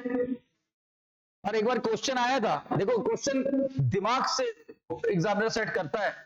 टीबिया और फिबुला में कौन सी हड्डी हमारे फीमर से नहीं जुड़ती है? देखो देख के जवाब दो। हाँ, फिबुला नहीं जुड़ती। टीबिया पर सारा भाग टिका हुआ है, फिबुला पर नहीं जुड़ती। तो याद रखिए, फीमर किसके ऊपर टिकी है? हाँ, लेकिन फिबुला पर नहीं टिकी। फिबुला तो इसको सपोर्ट दे रहा है, फिबुला तो टीबिया के हेड को सपोर्ट दे रहा है। ध्यान दीजिएगा, आया हुआ क्वेश्चन है, यहीं से आ गया था, और लोग बच्चे कहते हैं अरे एनसीईआरटी के बाहर दे दिया, बवाल हो गया था। फिर एग्जामिनर ने मतलब जिसने पेपर सेट किया था बोला फिगर रेफर करें, तो फिगर में देखो साफ दिया हुआ है, और क्वेश्चन फ्रेम्ड है, और एमएसटी सीटी में भी आया हुआ है, मतलब महाराष्ट्र सीटी में। तो पटेला क्या है? ये कटोरी, ये जो कटोरी है ना, ये कटोरी है ना। पटेला आगे पीछे है, कहते नहीं कटोरी रिप्लेस करवा ली है, कटोरी टूट गई है, तो आपकी बार प्लेट डलवा लेना। तो पटेला वेंट्रल साइड की डॉर्सल साइड, ठीक है। और किसके बीच में प्रेजेंट है? ये फीमर और ये टीबिया। क्या फिबुला से इसका कोई कनेक्शन है? नहीं, फिबुला का कनेक्शन तो फीमर से नहीं है। देखो हमने ये देखा है, सेम जो लोग होते हैं उसमें दुश्मनी होती है ज्यादातर, है ना। ये एफ है, ये भी एफ है, दुश्मनी है इससे, याद रहेगा। एफ है, दुश्मनी है, और सेम चीजें रिपेल करती है। एफ रिपेल, जुड़ा नहीं है। याद करने की टेक्निक बता रहा हूं। फिर देखो आगे, फिर कार्पल की जगह टार्सल, इसको एंकल बोन भी बोलते हैं, एड़ी की हड्डियां भी बोलते हैं, एड़ी की हड्डियां, एंकल बोन। फिर उसके बाद मेटाटार्सल यानी कि सोल बोन, सोल हमारा जो पैरों का तलवा है, ठीक है ना, वो मेटाटार्सल कहलाता है। और पैरों की उंगलियां भी फेलिंजेस या डिस्टल बोन कहलाती है, ये भी 14 होती है। अब एक बार गिन लेते हैं, 1 2 3 4 और ये 8 की जगह 7, 11 11 और 5 16 और 14 30 हो गई 30 बोन। 30 बोन ये फिनिश हो गई। तो देखिए क्या बोला इन्होंने, पहले हो गया फीमर या थाई बोन जो कि लॉन्गेस्ट या लार्जेस्ट बोन भी है, फिर टिबिया और फिबुला, लेकिन किसका किससे कनेक्शन नहीं है, इसका इससे कनेक्शन नहीं है, इसका इससे कनेक्शन है। टार्सल को एंकल बोन भी बोलते हैं जो कि 7 होती है, मेटाटार्सल को सोल बोन भी बोलते हैं जो कि 5 होती है, फेलिंजेस को डिजिटल बोन भी बोलते हैं जो 14 होती है, ठीक है। और कह रहा है कि they all are bones of legs, legs यानी हिंड लिम्ब की बोन है, किसकी बोन है, लिम्स, हिंड लिम्स की। एक cup shape bone call patella, बोलते कप शेप बोन जो है ना, कप कप बोला था ना, कटोरा क्यों बोला था, कप लाइक है, कप लाइक है, नाम है इसका क्या, पटेला, पटेला। और पटेला वेंट्रली ढक रही है कि डॉर्सली, वेंट्रली की डॉर्सली, आगे का भाग वेंट्रल, पीछे का भाग, और इसको ये नी को ढक रहा है तो नाम पड़ गया नी कैप, नी कैप। अब आते हैं गर्डल्स पर। देखो एक है पेक्टोरल गर्डल और एक है पेल्विक गर्डल। पहले मैं पेक्टोरल गर्डल आपको समझा दूं, मैं इधर का बना रहा हूं तो आपको जल्दी समझ में आएगा। ये रही हमारी ऐसी तिरछी सी होती है, ट्रायंगुलर बोन का बना होता है, इसमें 2 बोन होती है, इधर रहा वर्टिब्रल कॉलम, ये वर्टिब्रल कॉलम, ये इधर का कंधा और वो उधर का कंधा, इधर का मान लो ये बना हुआ है ऐसे, 2 तरफ कंधे होते हैं ना, इधर का उधर का। अब जरा इसको समझो पहले, इधर का तो अपने आप समझ में आ जाएगा। बीच में वर्टिब्रल कॉलम, दोनों तरफ शोल्डर, ये इधर का ये इधर का। देखा होगा कि कभी शर्ट उतारिए तो याद देखोगे ट्रायंगुलर बोन बन जाती है, या जो लोग कमजोर होते हैं एकदम साफ दिखता है उनका, है ना, देखा है। तो ये अब देखिए ये है स्कैपुला, ये है स्कैपुला, और यहीं पर एक और हड्डी होती है ऐसे, ऐसे इस तरह की हड्डी होती है एस से, इसको बोलते हैं क्लैविकिल। तो बताओ कितनी हड्डियां होती है इसमें, कितनी हड्डियां होती है, 2। हर एक पेक्टोरल गर्डल 2 हाफ का बना होता है। देखो हाफ क्यों, हमारी सिमेट्री कैसी है, बाइलेटरल, हमें कितने बराबर भागों में बांटा जा सकता है, 2। तो हमारी हर चीज 2-2 की यूनिट में है, 2 हाथ 2 पैर 2 आंखें 2 नॉस्ट्रिल्स, है ना। तो इसीलिए हमारे पास जो है ना 2 हाफ में गर्डल्स बना होता है, एक राइट वाला एक लेफ्ट वाला। चाहे किसी भी हाफ की बात करें, एक होता है पीछे वाला स्कैपुला, शोल्डर बोन भी बोलते हैं, S for scapula, S for shoulder bone, यही देखो ऐसे शोल्डर बना रहे हैं यहां तक। और इसके बाद यहां पे एक बोन आ रही है, ये भी कमजोर लोगों की दिख जाती है, इसको बोलते हैं वो ऐसे, हाँ ब्यूटी बोन, ब्यूटी बोन बोलते हैं। देखा होगा एक्ट्रेस वगैरह में काफी अच्छे से दिखती है, कभी देखना ध्यान से दिखेगी, है ना। क्लैविकिल बोलोगे वो कौन देखता है, क्लैविकिल या स्कैपुला, क्लैविकिल या स्कैपुला, नोरा फतेही का देखना तो बढ़िया दिखेगा, स्कैपुला और क्लैविकिल। तो स्कैपुला को क्या बोलेंगे, शोल्डर बोन, और क्लैविकिल को बोलेंगे कॉलर बोन। एक स्कैपुला शोल्डर बोन और क्लैविकिल कॉलर बोन, किसमें 2 कर्व है, किसमें 2 कर्व है, अरे ये बनाया हुआ है क्लैविकिल, क्लैविकिल का दूसरा नाम कॉलर बोन, सी से क्लैविकिल, सी से कॉलर बोन, एस से स्कैपुला, एस से शोल्डर बोन। बड़ी कौन सी है, ट्रायंगुलर कौन सी है, एस शेप कौन सी है, 2 कर्व किसमें है, क्लैविकिल में। इतनी बात समझ में आ गई। और ये जुड़ी है, एक तरफ क्लैविकिल इस पर टिकी है, ये हिस्सा, ये उभरा, ये उभार, ये उभार, ये ठीक है, ये तो बाहों बाएं, इसके ऊपर ये कंधा, ये जहां कंधा है देखो, ये मूव नहीं कर रहा मेरा, यहां तक कंधा है, ये मूव कर रहा है मेरा, ये कंधा है, कंधा जो ये है, ये भाग की बात कर रहे हैं, इसको बोलते हैं एक्रोमियन प्रोसेस। क्या बोलते हैं, एक्रोमियन प्रोसेस, क्या बोलेंगे, एक्रोमियन प्रोसेस। तो ये जो कंधा है ना, ये एक्रोमियन प्रोसेस है, ये जो उभरा हुआ है, ये एक्रोमियन प्रोसेस पे टिकी हुई है एक तो। अच्छा दूसरा हिस्सा, इसका हिस्सा ऐसे घूम के ऐसे आ रहा है ऐसे, और ये इस हड्डी पे टिका हुआ है। ये हड्डी कौन सी है बताओ, क्लैविकल का एक हिस्सा किस पे टिका हुआ है, क्लैविकल का दूसरा हिस्सा किस पे टिका है? स्टर्नम पर। कितने, कैसी शेप की है, कितने कर्वेचर है? इसका दूसरा नाम क्या है? ब्यूटी बोन या कॉलर बोन, ठीक। अच्छा, स्कैपुला ट्रायंगुलर बोन होती है। इस प्रोसेस का नाम होता है एक्रोमियम प्रोसेस। ये प्रोसेस कैसे बना? यहां से उभार था और ये ऐसे ऐसे उभार था, यहाँ पे एक स्पाइन थी, इसको बोलते हैं स्पाइन। ये उभरी होती है, यानी जैसे ये फ्लैट बोन है, ये भी फ्लैट बोन होती है। स्कैपुला अभी देखेंगे, स्कैपुला पूरा फ्लैट था, ये पूरा फ्लैट है, लेकिन यहीं पर ऊपर से एक हल्का सा रिज होता है, जैसे ऐसे आई, ऐसे हुई, फिर ऐसे चली गई, ऐसे आई, हल्की सी ऐसे हुई, चली गई, ऐसे आई, ऐसे हुई, ऐसे शिफ्ट हो गई। तो ये जो उभार है पूरा, यही आगे चल के एक्रोमियन प्रोसेस बनाता है। इसको कहते हैं क्या उभार को? स्पाइन। स्पाइन उभार को क्या बोलते हैं? Spine. Spine ends with, spine किस पर एंड हो रहा है?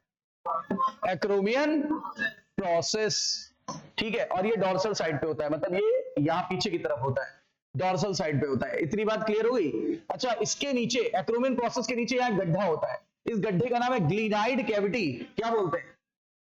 Glenoid cavity. बताइए, एक्रोमियन प्रोसेस के जस्ट नीचे गड्ढा है, गड्ढे का नाम ग्लिनाइड, और गड्ढा है इसलिए कैविटी बोलो।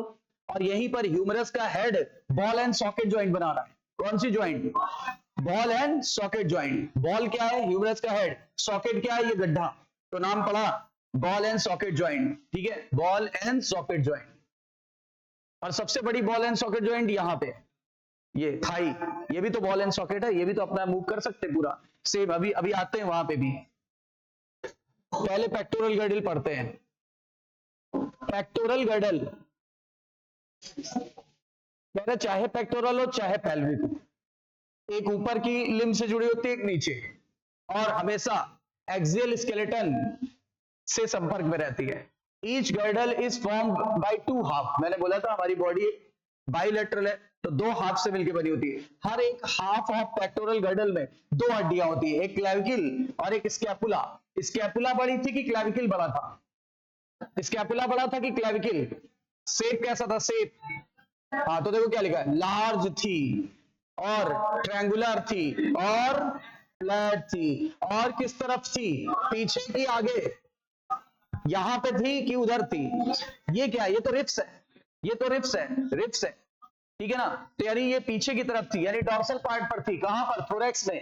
कहां से कहां तक होती मैं बता दूं, R2 से लेके R7 तक, यानी सेकंड रिब्स के लेवल से स्टार्ट होगी और 7वें लेवल के रिब्स तक रहेगी। देखो लिखा between the second to 7th pair of ribs. Dorsal flat triangular body of scapula, slightly elevated ridge. इधर देखो ये फिगर कह रहा है स्कैपुला के डॉर्सल साइड पर, मतलब स्कैपुला के पीछे की तरफ क्या होगा? एक हल्का सा उभार है। इस उभार को हमने क्या नाम दिया था? और ये कहां जाके एंड होगी? एक्रोमियन प्रोसेस के नीचे की कैविटी का नाम, हाँ, तो देखो ये सब आ गया लिखा। जब तक चीजों को रटोगे तो समझ में नहीं आएगा, अगर हमने चीजों को समझ लिया तो अपने आप चीजें समझ में आएगी। डॉर्सल फ्लैट ट्रायंगुलर बॉडी जिसका नाम था स्कैपुला, उससे एक हल्का सा उभार निकला था, रिज, और उसे बोला था स्पाइन। और स्पाइन जो होता है projected as flat expanded process, बोलते हैं ये आगे चल के फ्लैट प्रोसेस पे, ये भी फ्लैट है, सब कुछ फ्लैट है, फ्लैट प्रोसेस पे। नाम क्या है? Acromion process. पूरा नाम है एक्रोमियन प्रोसेस। अगर शॉर्ट में बोलना है एक्रोमियन बोल दो। प्रोसेस का नाम क्या है? Acromion process. ये भी कैसा होता है? फ्लैट, ठीक है, फ्लैट होता है ये भी। सब कुछ यहां फ्लैट है, स्पाइन भी फ्लैट है, ये देखो ये भी फ्लैट है, स्पाइन भी फ्लैट है। फिर क्या बोला गया?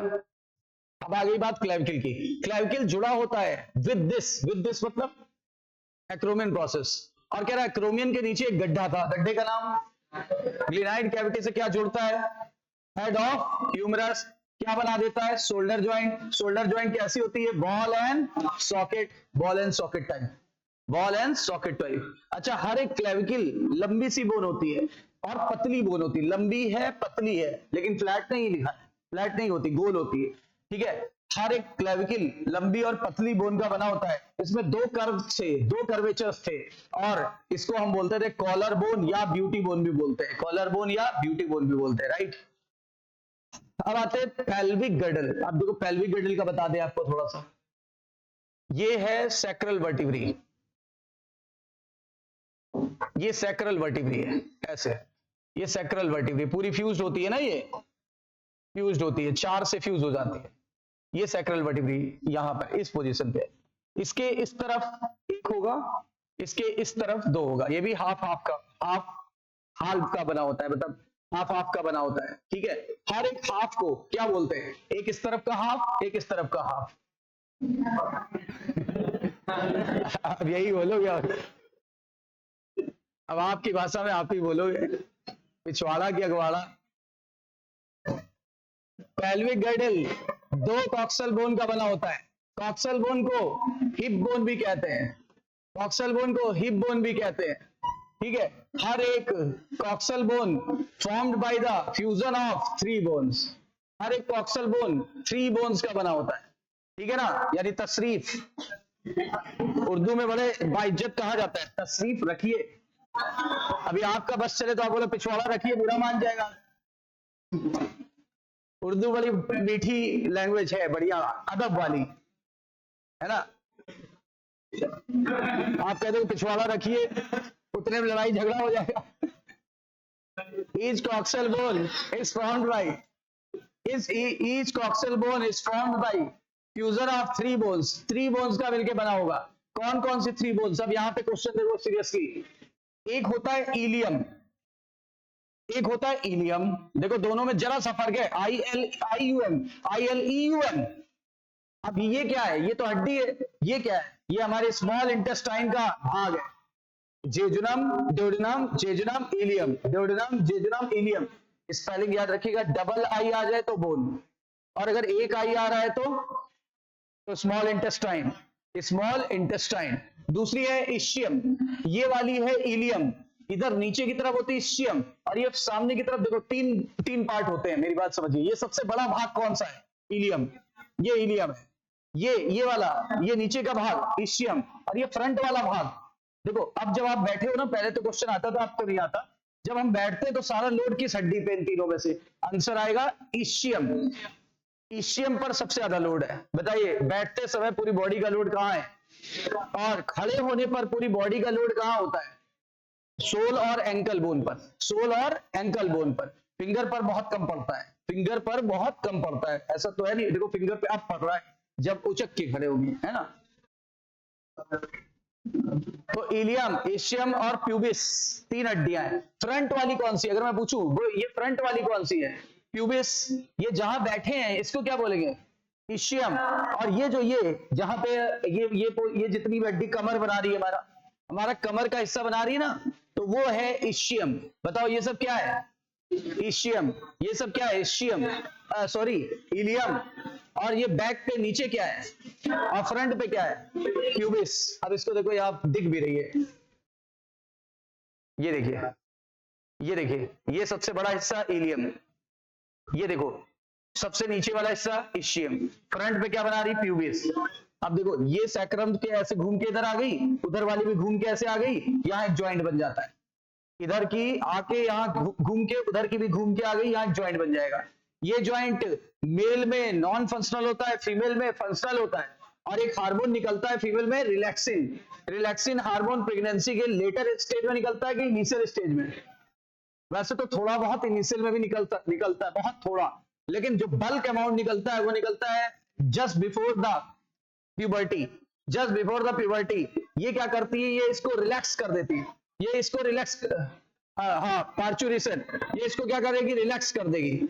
रिलैक्स करने से क्या होगा, ये ज्वाइंट फैल जाएगा। ये ज्वाइंट फैल गया तो इंटरनल एरिया, जैसे मान लो अभी डायमीटर इतना है, मान लो अभी डायमीटर इतना है, मतलब इतना डायमीटर है, अब ये इस हड्डी को ऐसे खिसका दिया तो इंटरनल डायमीटर बढ़ जाएगा कि घट जाएगा, तो बेबी बर्थ आसान हो जाता है, बेबी बर्थ आसान हो जाएगा। तो इस ज्वाइंट का नाम पूछा जाता है प्यूबिक सिम्फाइसिस, प्यूबिक सिम्फाइसिस। ये देखो लिखा है, क्योंकि 2 प्यूबिक बोन को जोड़ दिया जाता है, लिखा है ना, at the point fusion of above bone is a cavity called acetabulum. देखो ये क्या बात बोल दी इन्होंने, कह रहा है इधर का 2 हड्डियां थी, 2 सेट थे, ilium, ischium, pubis, ilium, ischium, pubis.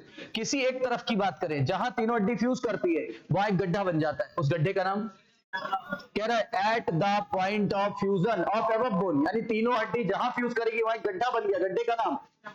यानी यहाँ का ग्लिनाइड कैविटी सिमिलर है यहाँ के एसिटाबुलम से, मतलब यहाँ का ग्लिनाइड कैविटी सिमिलर है यहाँ के एसिटाबुलम से, और यहाँ जुड़ा था हाथ और वहां जुड़ेगा पैर की पहली हड्डी। पैर की पहली हड्डी का नाम थाई बोन यानी फीमर। थाई बोन यानी आर्टिकुलेट का मतलब होता है जुड़ना। दोनों हाफ मतलब इधर का पेल्विक गर्डल और इधर का पेल्विक गर्डल वेंट्रली मतलब आगे से यहां आगे फ्यूज कर जाता है, बोला था ना अभी, यहां आगे डॉर्सली फ्यूज करेगा कि वेंट्रली, वेंट्रली फ्यूज कर जाता है। और जब वो वेंट्रली फ्यूज कर जाता है तो एक जॉइंट बनाता है, नाम है प्यूबिक सिम्फाइसिस, और ये फाइब्रोकार्टिलेज की बनी होती। कौन सा हार्मोन इसको रिलैक्स कर देता है और कब? हाँ, रिलैक्सिन। रिलैक्सिन लेटर स्टेज में निकलता है, कब? At the end of puberty. और जब निकलता है तो ये इसको फैला देता है, रिलैक्स कर देता है। जब ये रिलैक्स कर देगा तो क्या बेबी बर्थ इजी हो जाएगा, बेबी बर्थ इजी हो जाएगा। जॉइंट्स, जॉइंट्स एसेंशियल होती है सभी टाइप के मूवमेंट के लिए, involving the bony part of body. बोलते हैं जॉइंट्स जरूरी है सभी पार्ट ऑफ मूवमेंट के लिए, involving the bony part of body. Locomotory movement has no exception, मतलब ऐसा कोई एक्सेप्शन ही नहीं जहां ज्वाइंट ना हो और आपका लोकोमोशन हो जाए।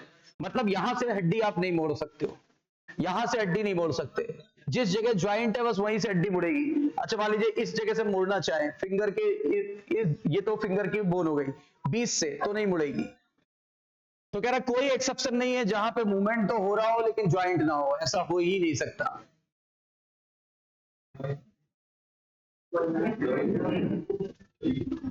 अब क्या कहा इन्होंने, ज्वाइंट्स वो पॉइंट होते हैं, ज्वाइंट्स वो पॉइंट है जहां दो हड्डियां या तो कांटेक्ट में हो, या तो दो हड्डियों के बीच में होगा, या तो कार्टिलेज और हड्डी के बीच में होगा। कह रहा है या तो दो हड्डियों के बीच में होगा, या तो कार्टिलेज और हड्डियों के बीच में होगा, कार्टिलेज और हड्डियों के बीच में होगा। फोर्स कौन देता है जब हमारे मूवमेंट होता है, तो फोर्स कौन देता है? मसल। फोर्स कौन प्रोवाइड करता है? मसल। फोर्स देता है मसल, जो मूवमेंट के लिए जरूरी है, ठीक है। और मूवमेंट कौन दे रहा है? ज्वाइंट। बताओ फोर्स कौन दे रहा है मूवमेंट के लिए? मसल। और जो इसके मतलब इसके चलने का क्रेडिट किसको गया? ये फलक्रम की तरह काम करता है। फलक्रम समझते? कब्जा, ये कब्जे की तरह है। देखो ये कब्जा है, जहां पर गेट में कब्जा लगा होगा वहीं से गेट फोल्ड होगा, अदरवाइज फोल्ड नहीं होगा। आपने देखा होगा क्या गेट में कब्जा इधर लगा है चौखट पे, तो चौखट से ही तो फोल्ड होता है, बीच में कहीं नहीं लगा तो बीच में क्या फोल्ड होगा? लेकिन अगर इस बीच वाले गेट को काट के वहां भी लगा दे तो दो तरफ से फोल्ड हो जाएगा। तो कब्जे की तरह काम कौन करता है? ज्वाइंट। बल या फोर्स कौन देता है? हाँ, और लिखा हुआ है कि मोबिलिटी किस पर डिपेंड करती है? बहुत सारे फैक्टर पर जो डिफरेंट डिफरेंट हो सकते हैं। अब ज्वाइंट जो होता है उसको हमने मेजर कई भागों में बांटा है, जैसे फाइब्रस ज्वाइंट, कार्टिलेजनस ज्वाइंट और सिनोवियल ज्वाइंट।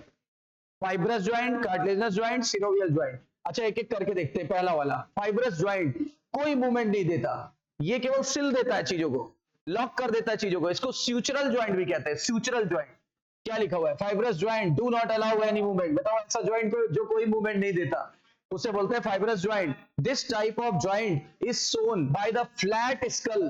फ्लैट स्कल बोलते हैं हमारे स्कल में ऐसे एंड टू एंड चीजें लॉक हो गई, हमारी इधर की हड्डी इधर से, इधर की हड्डी इधर से, इधर की हड्डी इधर से, सब आपस में लॉक हो गई है। देखा हुआ ना, end to end, fused end to end with the help of dense fibrous connective tissue. मतलब डेंस फाइब्रस कनेक्टिव टिश्यू ने इन्हें लॉक कर दिया। लॉक करने के बाद स्यूचरस, स्यूचर कहते हैं, स्यूचर जैसे टाका लगा देना होता है ना, टाका दो चीजों को जोड़ते हैं तो टाका लग जाता है, तो वैसा स्यूचर बन जाता है। अब कार्टिलेजनस ज्वाइंट ये वहां होती है जहां थोड़ा सा मूवमेंट हो, और इसीलिए तो ये कार्टिलेज की बनी है।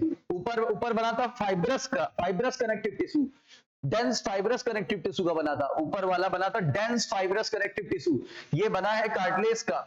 और ये कहां होता है? जहां हल्का सा मूवमेंट देना हो, हल्का सा मूवमेंट वर्टिब्री के बीच में देना होता है। देखो जैसे ऐसे मुड़े हल्का सा मूवमेंट, ऐसे मुड़े हल्का सा मूवमेंट, झुके तो मूवमेंट, हल्का पीछे गए तो हल्का सा मूवमेंट। ये दो वर्टिब्री के बीच में होता है, दो वर्टिब्रल कॉलम में होता है वर्टिब्री के बीच में, और परमिट्स लिमिटेड मूवमेंट, यानी हल्का सा मूवमेंट देता है, हल्का सा मूवमेंट देता है, कार्टिलेज का बना होता है और वर्टिब्री के बीच में पाया जाता है। और दूसरा एग्जांपल इसमें नहीं लिखा, हम पढ़ चुके हैं रेस्पिरेशन वाले में, between the ribs, between the ribs वहां पे भी ये ज्वाइंट है, ठीक है ना, between ribs and sternum, between ribs and sternum. तभी तो जब हम सांस लेते हैं तो स्टर्नम ऊपर चला जाता है, रिब्स और स्टर्नम ऊपर चला जाता है। ये ज्वाइंट हमारी बॉडी में सबसे कॉमन और सबसे यूनिक है। सिनोवियल ज्वाइंट का लक्षण क्या है? इसमें लिक्विड भरा होता है। देखो ये एक हड्डी का हेड, ये दूसरी हड्डी का हेड, ये लिगामेंट, हड्डियों को कौन जोड़ता है? लिगामेंट। दो हड्डियों को लिगामेंट जोड़ रहा है ताकि डिसलोकेट ना हो जाए, ताकि ये खिसक ना जाए, ताकि खिसक ना जाए। अब ये लिगामेंट है, दो हड्डियों को जोड़ रहा है। इनके अंदर एक झिल्ली या मेम्ब्रेन होती है, ऐसे इनके अंदर एक मेम्ब्रेन होती है, ठीक है। इस मेम्ब्रेन का नाम होता है सिनोवियल मेम्ब्रेन। क्या? Synovial membrane. ये सिनोवियल मेम्ब्रेन डिस्चार्ज करती है एक लिक्विड, नाम पड़ गया सिनोवियल फ्लूइड। और ये सिनोवियल फ्लूइड बहुत गाढ़ा मोबियाइल जैसा होता है, मोबियाइल जैसा होता है। तो जब भी कभी देखना कि ओल्ड एज में ये मोबियाइल सूखने लगता है, तो डॉक्टर कहते ही भी हैं, मतलब पेशेंट को समझाने के लिए बोलते हैं, आपके जो यहाँ का ऑयल है ना, या मोबियाइल है समझो, वो सूख गया है। सूखने से क्या हो रहा है? हड्डी आपस में टकराएगी। अब जब हड्डी आपस में टकराएगी, फ्रिक्शन बढ़ जाएगा, फ्रिक्शन बढ़ जाएगा, चलने फिरने में दिक्कत होगी। इसको बोलते हैं ऑस्टियोपोरोसिस, वो आर्थराइटिस। और ऑस्टियोपोरोसिस क्या होती है? जब हड्डी घिस जाती है, उसमें छोटे छोटे होल बन जाते हैं, अभी डिजीज आएंगे। तो लिगामेंट को काट दें तो क्या हो जाएगा? डिसलोकेशन। और सिनोवियल मेम्ब्रेन को डैमेज कर दें, सिनोवियल फ्लूइड नहीं बनेगा।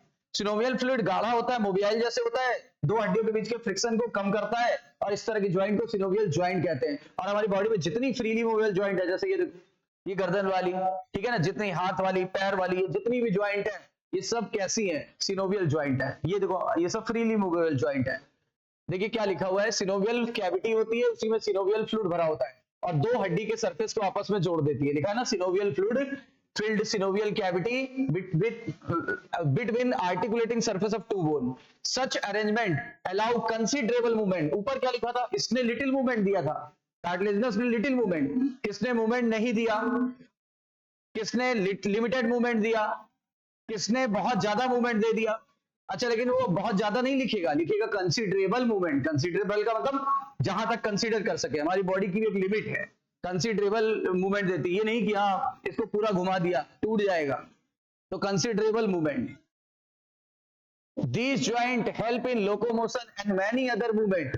जैसे एक ज्वाइंट अभी पड़ी थी, ball and socket. Ball and socket कहां थी? ह्यूमरस और पेक्टोरल गर्डल। ह्यूमरस और पेक्टोरल गर्डल, सही से बोलिए। ह्यूमरस का हेड और glenoid cavity of pectoral girdle. दूसरी जगह कहां थी? ये acetabulum and head of femur. Acetabulum and head of femur. तो टोटल कितनी हो गई? 2 और 2 4। लार्जेस्ट कौन सी है? Largest ball and socket joint, ये वाली, थाई वाली। अब दूसरी हिंज। हिंज जो होती है, जो एक तरफ खुलती है, जैसे उंगलियां देखो एक तरफ ही है, जा रही है, उंगलियां एक तरफ ही जाएंगी। ये तो मसल आप स्ट्रेच कर रहे हो, ये इसकी एक्टिविटी के कारण हो रहा है। उंगली नहीं जा रही है, उंगली यहीं तक है। ये तो आप ये मोड़ दे रहे हो ना। आप बताओ, उंगली तो यही है, उंगली की पोजीशन देखो यही है। ये देखो उंगली इधर नहीं जा रही है, तो झुका रहे हो आप जबरदस्ती, है ना। तो उंगलियां झुका रहे हैं ऐसे जबरदस्ती, तो उंगली में ऐसी होगी एक तरफ है। अब देखो यहाँ पे देखो, ये पीछे की तरफ। अब यहाँ देखो इस जगह में, यहाँ आगे नहीं जाएगा, यानी एक तरफा होगा, एक तरफा होगा, यानी नी ज्वाइंट। अब पाइवोट ज्वाइंट। पाइवोट ज्वाइंट क्या होता है? पाइवोट ज्वाइंट ऐसा होता है, बताया था ना, एटलस में एक उभार था और एक्सिस में एक गड्ढा था, और ये ऐसे फिट हो गया था। तो गर्दन जब घुमाते थे तो ये वाली तो घूमती थी और ये फिक्स थी। एटलस सबसे पहली वाली, उसमें गड्ढा था, एक्सिस में एक उभार है, ये इसमें फिक्स हो गई, और ये गर्दन के साथ मूव करती थी, ठीक है ना, ये गर्दन के साथ मूव करती थी। और ये, इसको पाइवोट ज्वाइंट बोलते हैं। एक खूंटी जैसा उभार हो, उसमें एक रिंग जैसा पड़ा हो, और उसके बाद क्या होगा, उसको आप किसी भी तरह घुमा सकते हो जिससे वो अपनी पोजीशन से मूव नहीं करेगा, तो पाइवोट ज्वाइंट बोलते हैं, बिटवीन एटलस एंड एक्सिस। अब ग्लाइडिंग ज्वाइंट मैंने बोला था यहां पे, gliding joint, carpal. Saddle joint कहां होती है? ये है कार्पल, और ये है मेटाकार्पल। किसका? थंब का। Between carpal and metacarpal of thumb. अब बताओ, ये यहां से मूव हो रहा है, यहां से मूव हो रहा है, ऊपर से मूव हो रहा है कि नीचे से? तो between carpal and metacarpal of thumb, ये देखो ये मूव नहीं करेगा, क्योंकि यहां इतनी फ्री नहीं है। देखो आप करा के देखो, ये कराओ, ये तो और ही नहीं करेगा। ये कराइए, ये तो और ही नहीं करेगा। ये कराइए, ये तो और ही नहीं करेगा। सबसे फ्री ये कर रहा है, क्योंकि यहीं पे सैडल ज्वाइंट होती है और कहीं नहीं होती है, ठीक है ना। तो saddle joint between carpal and metacarpal of thumb are सब एग्जाम्पल। अब आगे आते हैं। आखिरी पॉइंट पे आ गए, डिजीजेस। एक डिजीज है माइस्थीनिया ग्रेविस, ये ऑटो इम्यून डिजीज है। ऑटो इम्यून क्या होती है? जब हमारा इम्यून सिस्टम हमारे बॉडी के पार्ट को ही पराया समझ लेता है, जब हमारा इम्यून सिस्टम हमारी बॉडी के पार्ट को ही पराया समझ लेता है। इसके दो कारण है, एक तो जेनेटिकल, एक अननोन, जिसपे आज भी रिसर्च चल रही है। आपकी ह्यूमन हेल्थ एंड डिजीज वाले में चैप्टर का बात है। तो कहा गया ऑटो इम्यून डिसऑर्डर से जो न्यूरोमस्कुलर जंक्शन था वो खराब हो जाता है, हमारे जो बॉडी की इम्यून सिस्टम है उसको नष्ट कर देती है। इससे दो तीन चीजें होंगी। पहली चीज थकावट, दूसरा कमजोरी, थकावट कमजोरी, थकावट कमजोरी, और पैरालिसिस ऑफ स्केलेटल मसल, लकवा मार सकता है, पैरालिसिस ऑफ स्केलेटल मसल। याद रखिएगा, फैटीग, वीकनेस और पैरालिसिस किसकी? न्यूरोमस्कुलर जंक्शन की। इसी को बोलते हैं माइस्थीनिया ग्रेविस।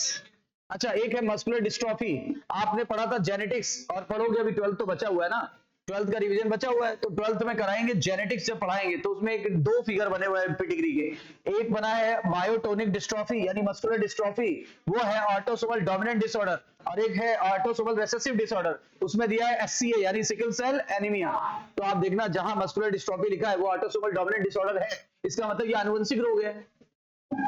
ये कौन सा है? Autosomal dominant disorder, autosomal dominant disorder है, आनुवंशिक रोग है। होगा क्या? हमारी मसल में डिस्ट्रोफिन नाम की प्रोटीन बनी होती है, जो सबसे बड़े वो सबसे ज्यादा वहां पे जीन होते हैं। कितने जीन होते हैं, कितने बेस होते हैं? 2.4 मिलियन, याद है ना? 2.4 मिलियन सबसे ज्यादा वहां पे जीन पाए जाते हैं। 2.4 मिलियन जेनेटिक्स में ही दिया हुआ है ह्यूमन जीनोम प्रोजेक्ट में। तो इसका ये नष्ट हो जाता है। क्या लिखा हुआ है? Progressive degeneration of skeletal muscle mostly due to genetic disorder. Dystrophin protein बनना बंद हो जाती है। अगर डिस्ट्रोफिन प्रोटीन बनेगी ही नहीं तो मसल का विकास नहीं होगा, मसल हो जाएगा बेकार, डीजनरेट, रीजनरेट ना होकर डीजनरेट हो जाएगी, यानी कि मस्कुलर डिस्ट्रोफी। टिटैनी क्या होता है? टिटैनी कभी कभी क्या होता है, हमारे अंदर बॉडी के अंदर कैल्शियम लेवल काफी कम हो जाता है। जब कैल्शियम का लेवल काफी कम हो जाएगा तो हमारी मसल में फालतू का इंपल्स आने लगेगा, यानी इसको बोलते हैं टिटैनी। देखा होगा ना, फड़कने लगना, आंख फड़क जाती, कभी कभी पैर बैठे रहते हो कहीं पे, ऐसे लगता है चूहा कूद के चला गया। फड़कना होता नहीं, अंदर से होता है, कुछ देर बाद ऐसे होता है। उसके बाद कहीं देखोगा कि ज्यादातर आंख वगैरह होता है, तो बोलते बाई फड़के तो ये, दाई फड़के तो वो, कोई ना फड़के तो कुछ नहीं, है ना? तो ऐसा कुछ नहीं है, इसका कोई एजम्पशन नहीं है। इसका कारण है बॉडी में आपकी कमी। किस चीज की कमी? कैल्शियम लेवल की कमी। इससे क्या हो जाता है? अचानक से कॉन्ट्रैक्शन होने लगता है किसी मसल के पर्टिकुलर पार्ट में, और इसी को बोलते हैं क्या? टिटैनी। टिटैनी यानी रैपिड स्पाज्म। रैपिड स्पाज्म का मतलब तेजी से संकुचन होना। कहां पे? हमारी मसल में। क्यों हो रहा है? कैल्शियम का लेवल कम हो गया है। कैल्शियम के लेवल कम हो जाने से, वो ऐसे संकुचन होने से क्या हो जाता है, जो आसपास कैल्शियम होता है वो फ्लोट करके इस मसल में चला जाता है ताकि एडजस्टमेंट हो सके। आर्थराइटिस अभी बोला था। आर्थो मतलब ज्वाइंट, आइटिस मतलब जलन। जलन को क्या बोलते हैं? इन्फ्लेमेशन। किसकी? ज्वाइंट की। ज्वाइंट की जलन को आर्थराइटिस कहते हैं। ओल्ड एज डिसऑर्डर है। एक और ओल्ड एज डिसऑर्डर है जो मैं अभी नाम ले रहा था, ऑस्टियोपोरोसिस।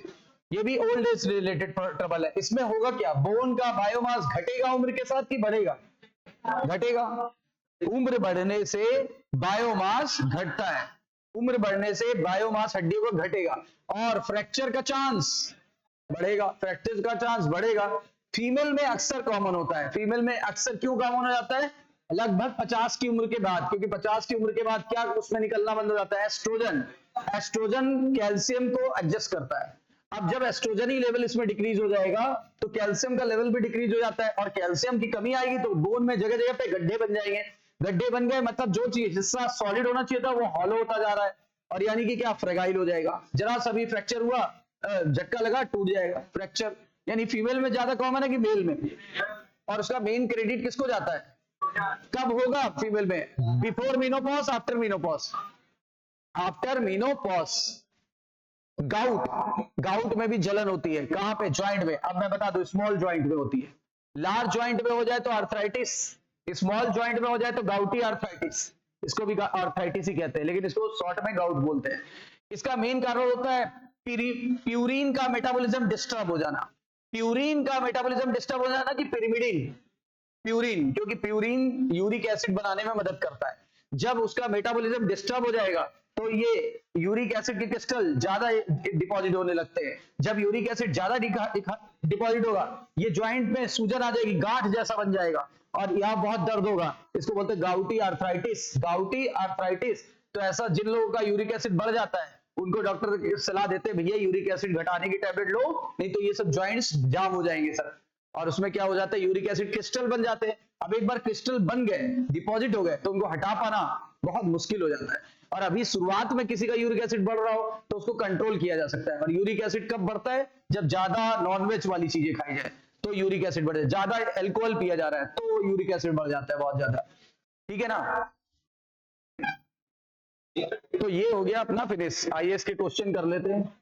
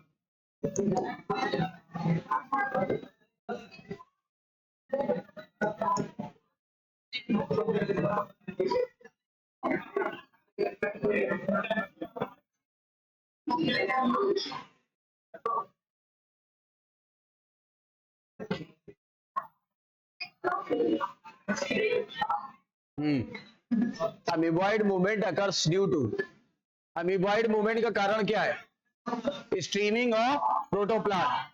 और सपोर्ट कौन देता है, साइटोस्केलेटन। साइटोस्केलेटन का भी कौन सा पार्ट, माइक्रोफिलामेंट की माइक्रोट्यूब्यूल, माइक्रोफिलामेंट। ये बताइए मिसमैच या इनकरेक्ट पेयर। अमीबॉइड मूवमेंट इन दोनों में हुआ था, एनसीईआरटी की लाइन है। स्ट्रीमिंग मूवमेंट अमीबा में हुआ था, सिलेरी मूवमेंट नहीं फ्लैजिलर मूवमेंट होता है, और फ्लैजिलर मूवमेंट स्पॉन्जेस में और स्पर्म दोनों में होता है। आंसर हो गया थर्ड, ये लिखा है एनसीईआरटी में, flagellar movement. Locomotory action within the human body are carried out by using, locomotory action human being में कराया जाता है कैसे, स्ट्राइटेड या अनस्ट्राइटेड, स्ट्राइटेड। इनकरेक्ट स्टेटमेंट ये आप बताइए। Skeletal muscle have striped appearance under microscope, सही है पहला। दूसरा, striated muscle assist in transportation of food through the GIT, गलत। स्ट्राइटेड के लिए नहीं लिखा था, विसरल मसल के लिए लिखा था, या नॉन स्ट्राइटेड मसल के लिए लिखा था। ये देखो ये सही है, ये भी सही है। पढ़िए पढ़िए, कह रहा है ना कार्डियक मसल इनवॉलेंट्री होती है, सही है। Nervous system does not control their direct activity, सही है, क्योंकि एएनएस के अंडर में रहती है, सीएनएस के अंडर में नहीं रहती। विसरल जो होती है वो इनर वॉल ऑफ वहां होती है, नॉन स्ट्राइटेड कहते हैं, इनवॉलेंट्री भी कहते हैं।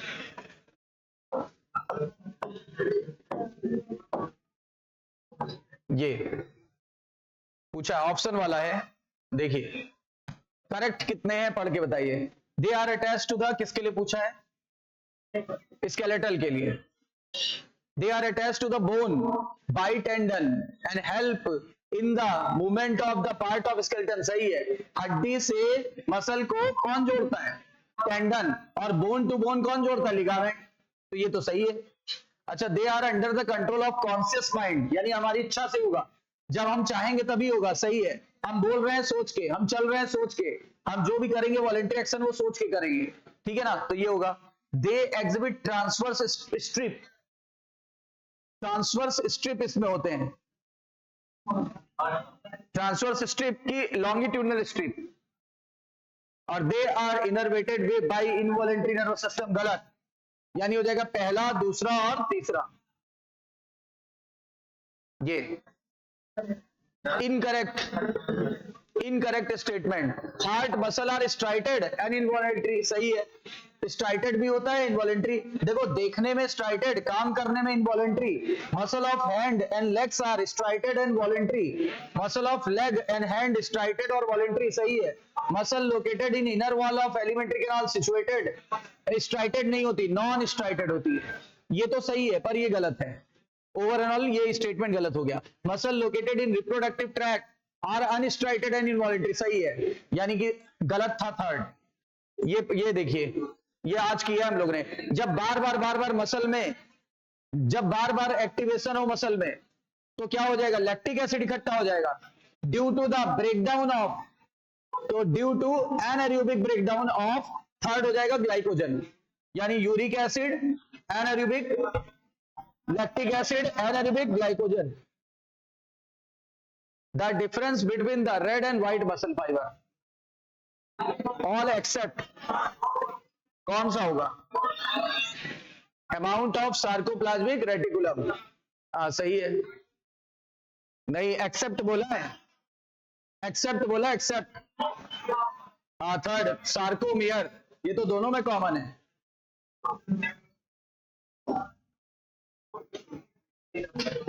Incorrect statement, muscle contain a red colored oxygen storing the pigment called myoglobin, ये सही है। रेड में मायोग्लोबिन होगा, व्हाइट में लेस क्वांटिटी होगी, सही है। ये लेकिन लिखा है लेस क्वांटिटी ऑफ, ये गलत हो गया भाई, ये एसआर तो ज्यादा होगा ना, तो ये गलत हो गया। बाकी थर्ड पढ़िए, red muscle plenty of mitochondria, ये सही है। लार्ज अमाउंट ऑफ ऑक्सीजन, ये भी सही है। रेड मसल एरियोबिक कहेंगे, सही है। और व्हाइट को एनारोबिक, ये सही है। बताओ हमारा ये गलत निकला। ये incorrect match pair, myofibril present in sarcoplasm, myofibril present in sarcoplasm, myofibril present in sarcoplasm हो सकता है, सही है।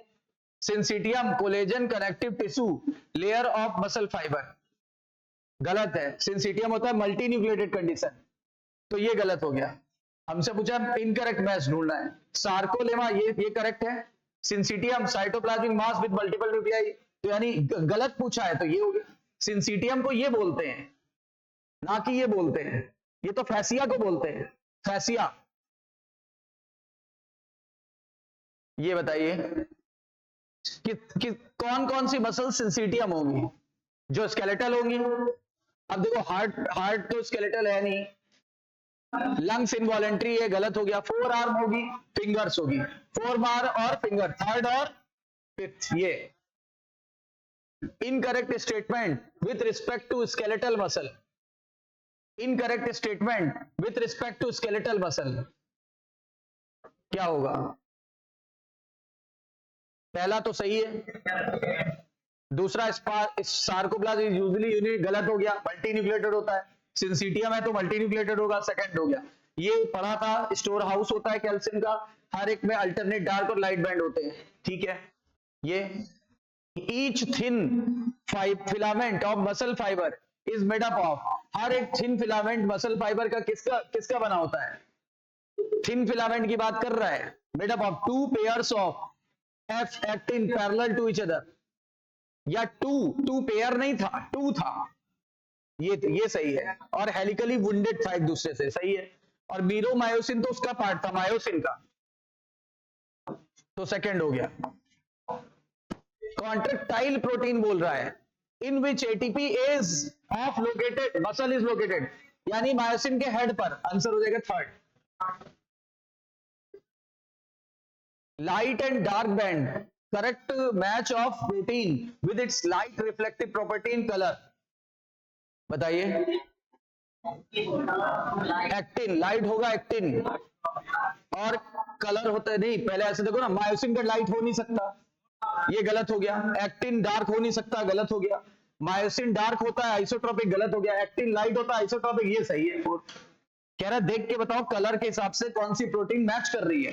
ये मिसमैच, क्योंकि ये डार्क होती है, ये तो सही था। ये एक्टिन लाइट होती है, ये गलत हो गया। और वैसे भी एक्टिन जो होती है आइसो होती है, मायोसिन डार्क होती है माना, लेकिन एनाइसो होती है।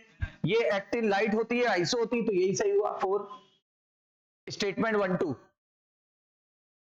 हर एक meromyosin has two part, a globular head with a short arm and a tail, and the former being called heavy meromyosin and later is called as light meromyosin. सही तो है? बताओ सही है गलत है? सही है ना? अब इसका ये देखिए, globular head is an active ATP enzyme, has binding site for ATP and active site for actin। सही है, दोनों सही हो गया। यानी कौन सा ऑप्शन? थर्ड।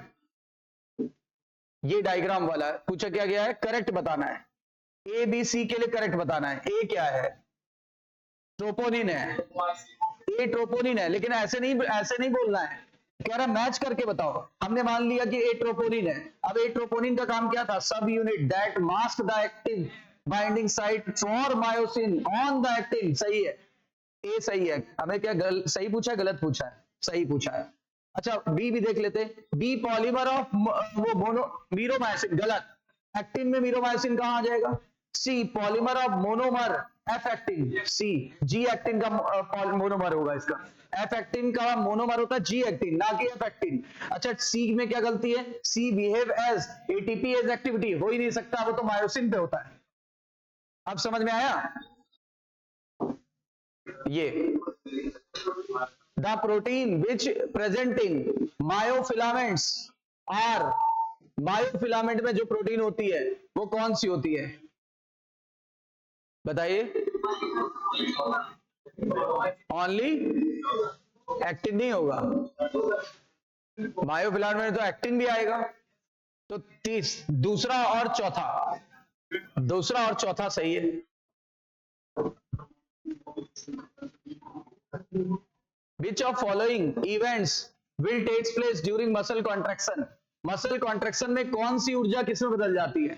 बताओ। केमिकल एनर्जी बदलेगी, मैकेनिकल एनर्जी बदल रही है मैकेनिकल एनर्जी में नहीं।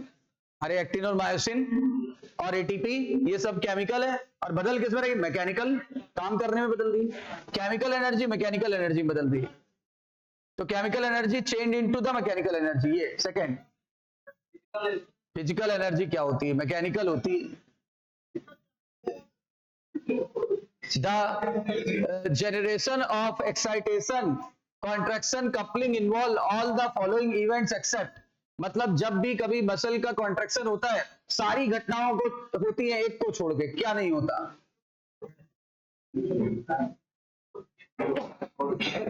कौन सा नहीं होगा? क्यों? Calcium, release of calcium from troponin नहीं होगा, फ्रॉम सार्कोप्लाज्मिक रेटिकुलम। अरे बैंक से निकलेगा कैल्शियम, वहां तो जाके बंधेगा। तो कौन सा? सेकंड गलत हो गया। In the resting muscle fibre tropomyosin partially covers, जब रेस्ट होता है तो ट्रोपोमायोसिन पार्शली कवर कर लेता है। तो myosin site present on actin, myosin site present on actin. सही है ना? Relaxation of muscle takes place when myosin can attach to actin, या myosin can attach to tropomyosin, या myosin cannot attach to actin, या myosin cannot attach to tropomyosin। क्या सही है? myosin cannot attach to actin। myosin actin से अगर जुड़ा रहेगा तब तो मसल कॉन्ट्रैक्ट हो गई। जब टूट जाएगा क्रॉस ब्रिज, यानी दोनों अलग हो जाएंगे, तो मसल रिलैक्स हो जाएगी। आंसर हो जाएगा थर्ड। ये बताइए। मैच पेयर इज इनकरेक्ट, कौन सा इनकरेक्ट है? कौन सा इनकरेक्ट है? ए बैंड डिक्रीज नहीं होता, एच जोन डिक्रीज होता है। ठीक है, ये पहला गलत हो गया। पहला हो गया ये, आई बैंड का साइज उतना ही रहता है। सही है। M line retain in the length during course of contraction, M line पे भी कोई प्रभाव नहीं पड़ता, मतलब पहला गलत है। ये रिटेन रहता है।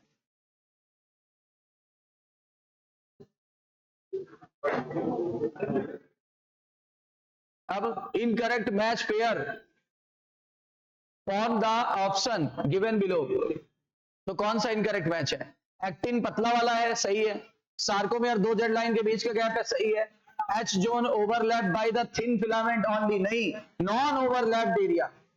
जहां पर नॉन ओवरलैप्ड एरिया ओवरलैप, वो थिन फिलामेंट ओवरलैप नहीं करते, उस डार्क बैंड के हिस्से को एच जोन कहते हैं। और जेड लाइन ने आई बैंड को दो भागों में बाइसेक्ट किया था, ये सही है, ये सही हुआ,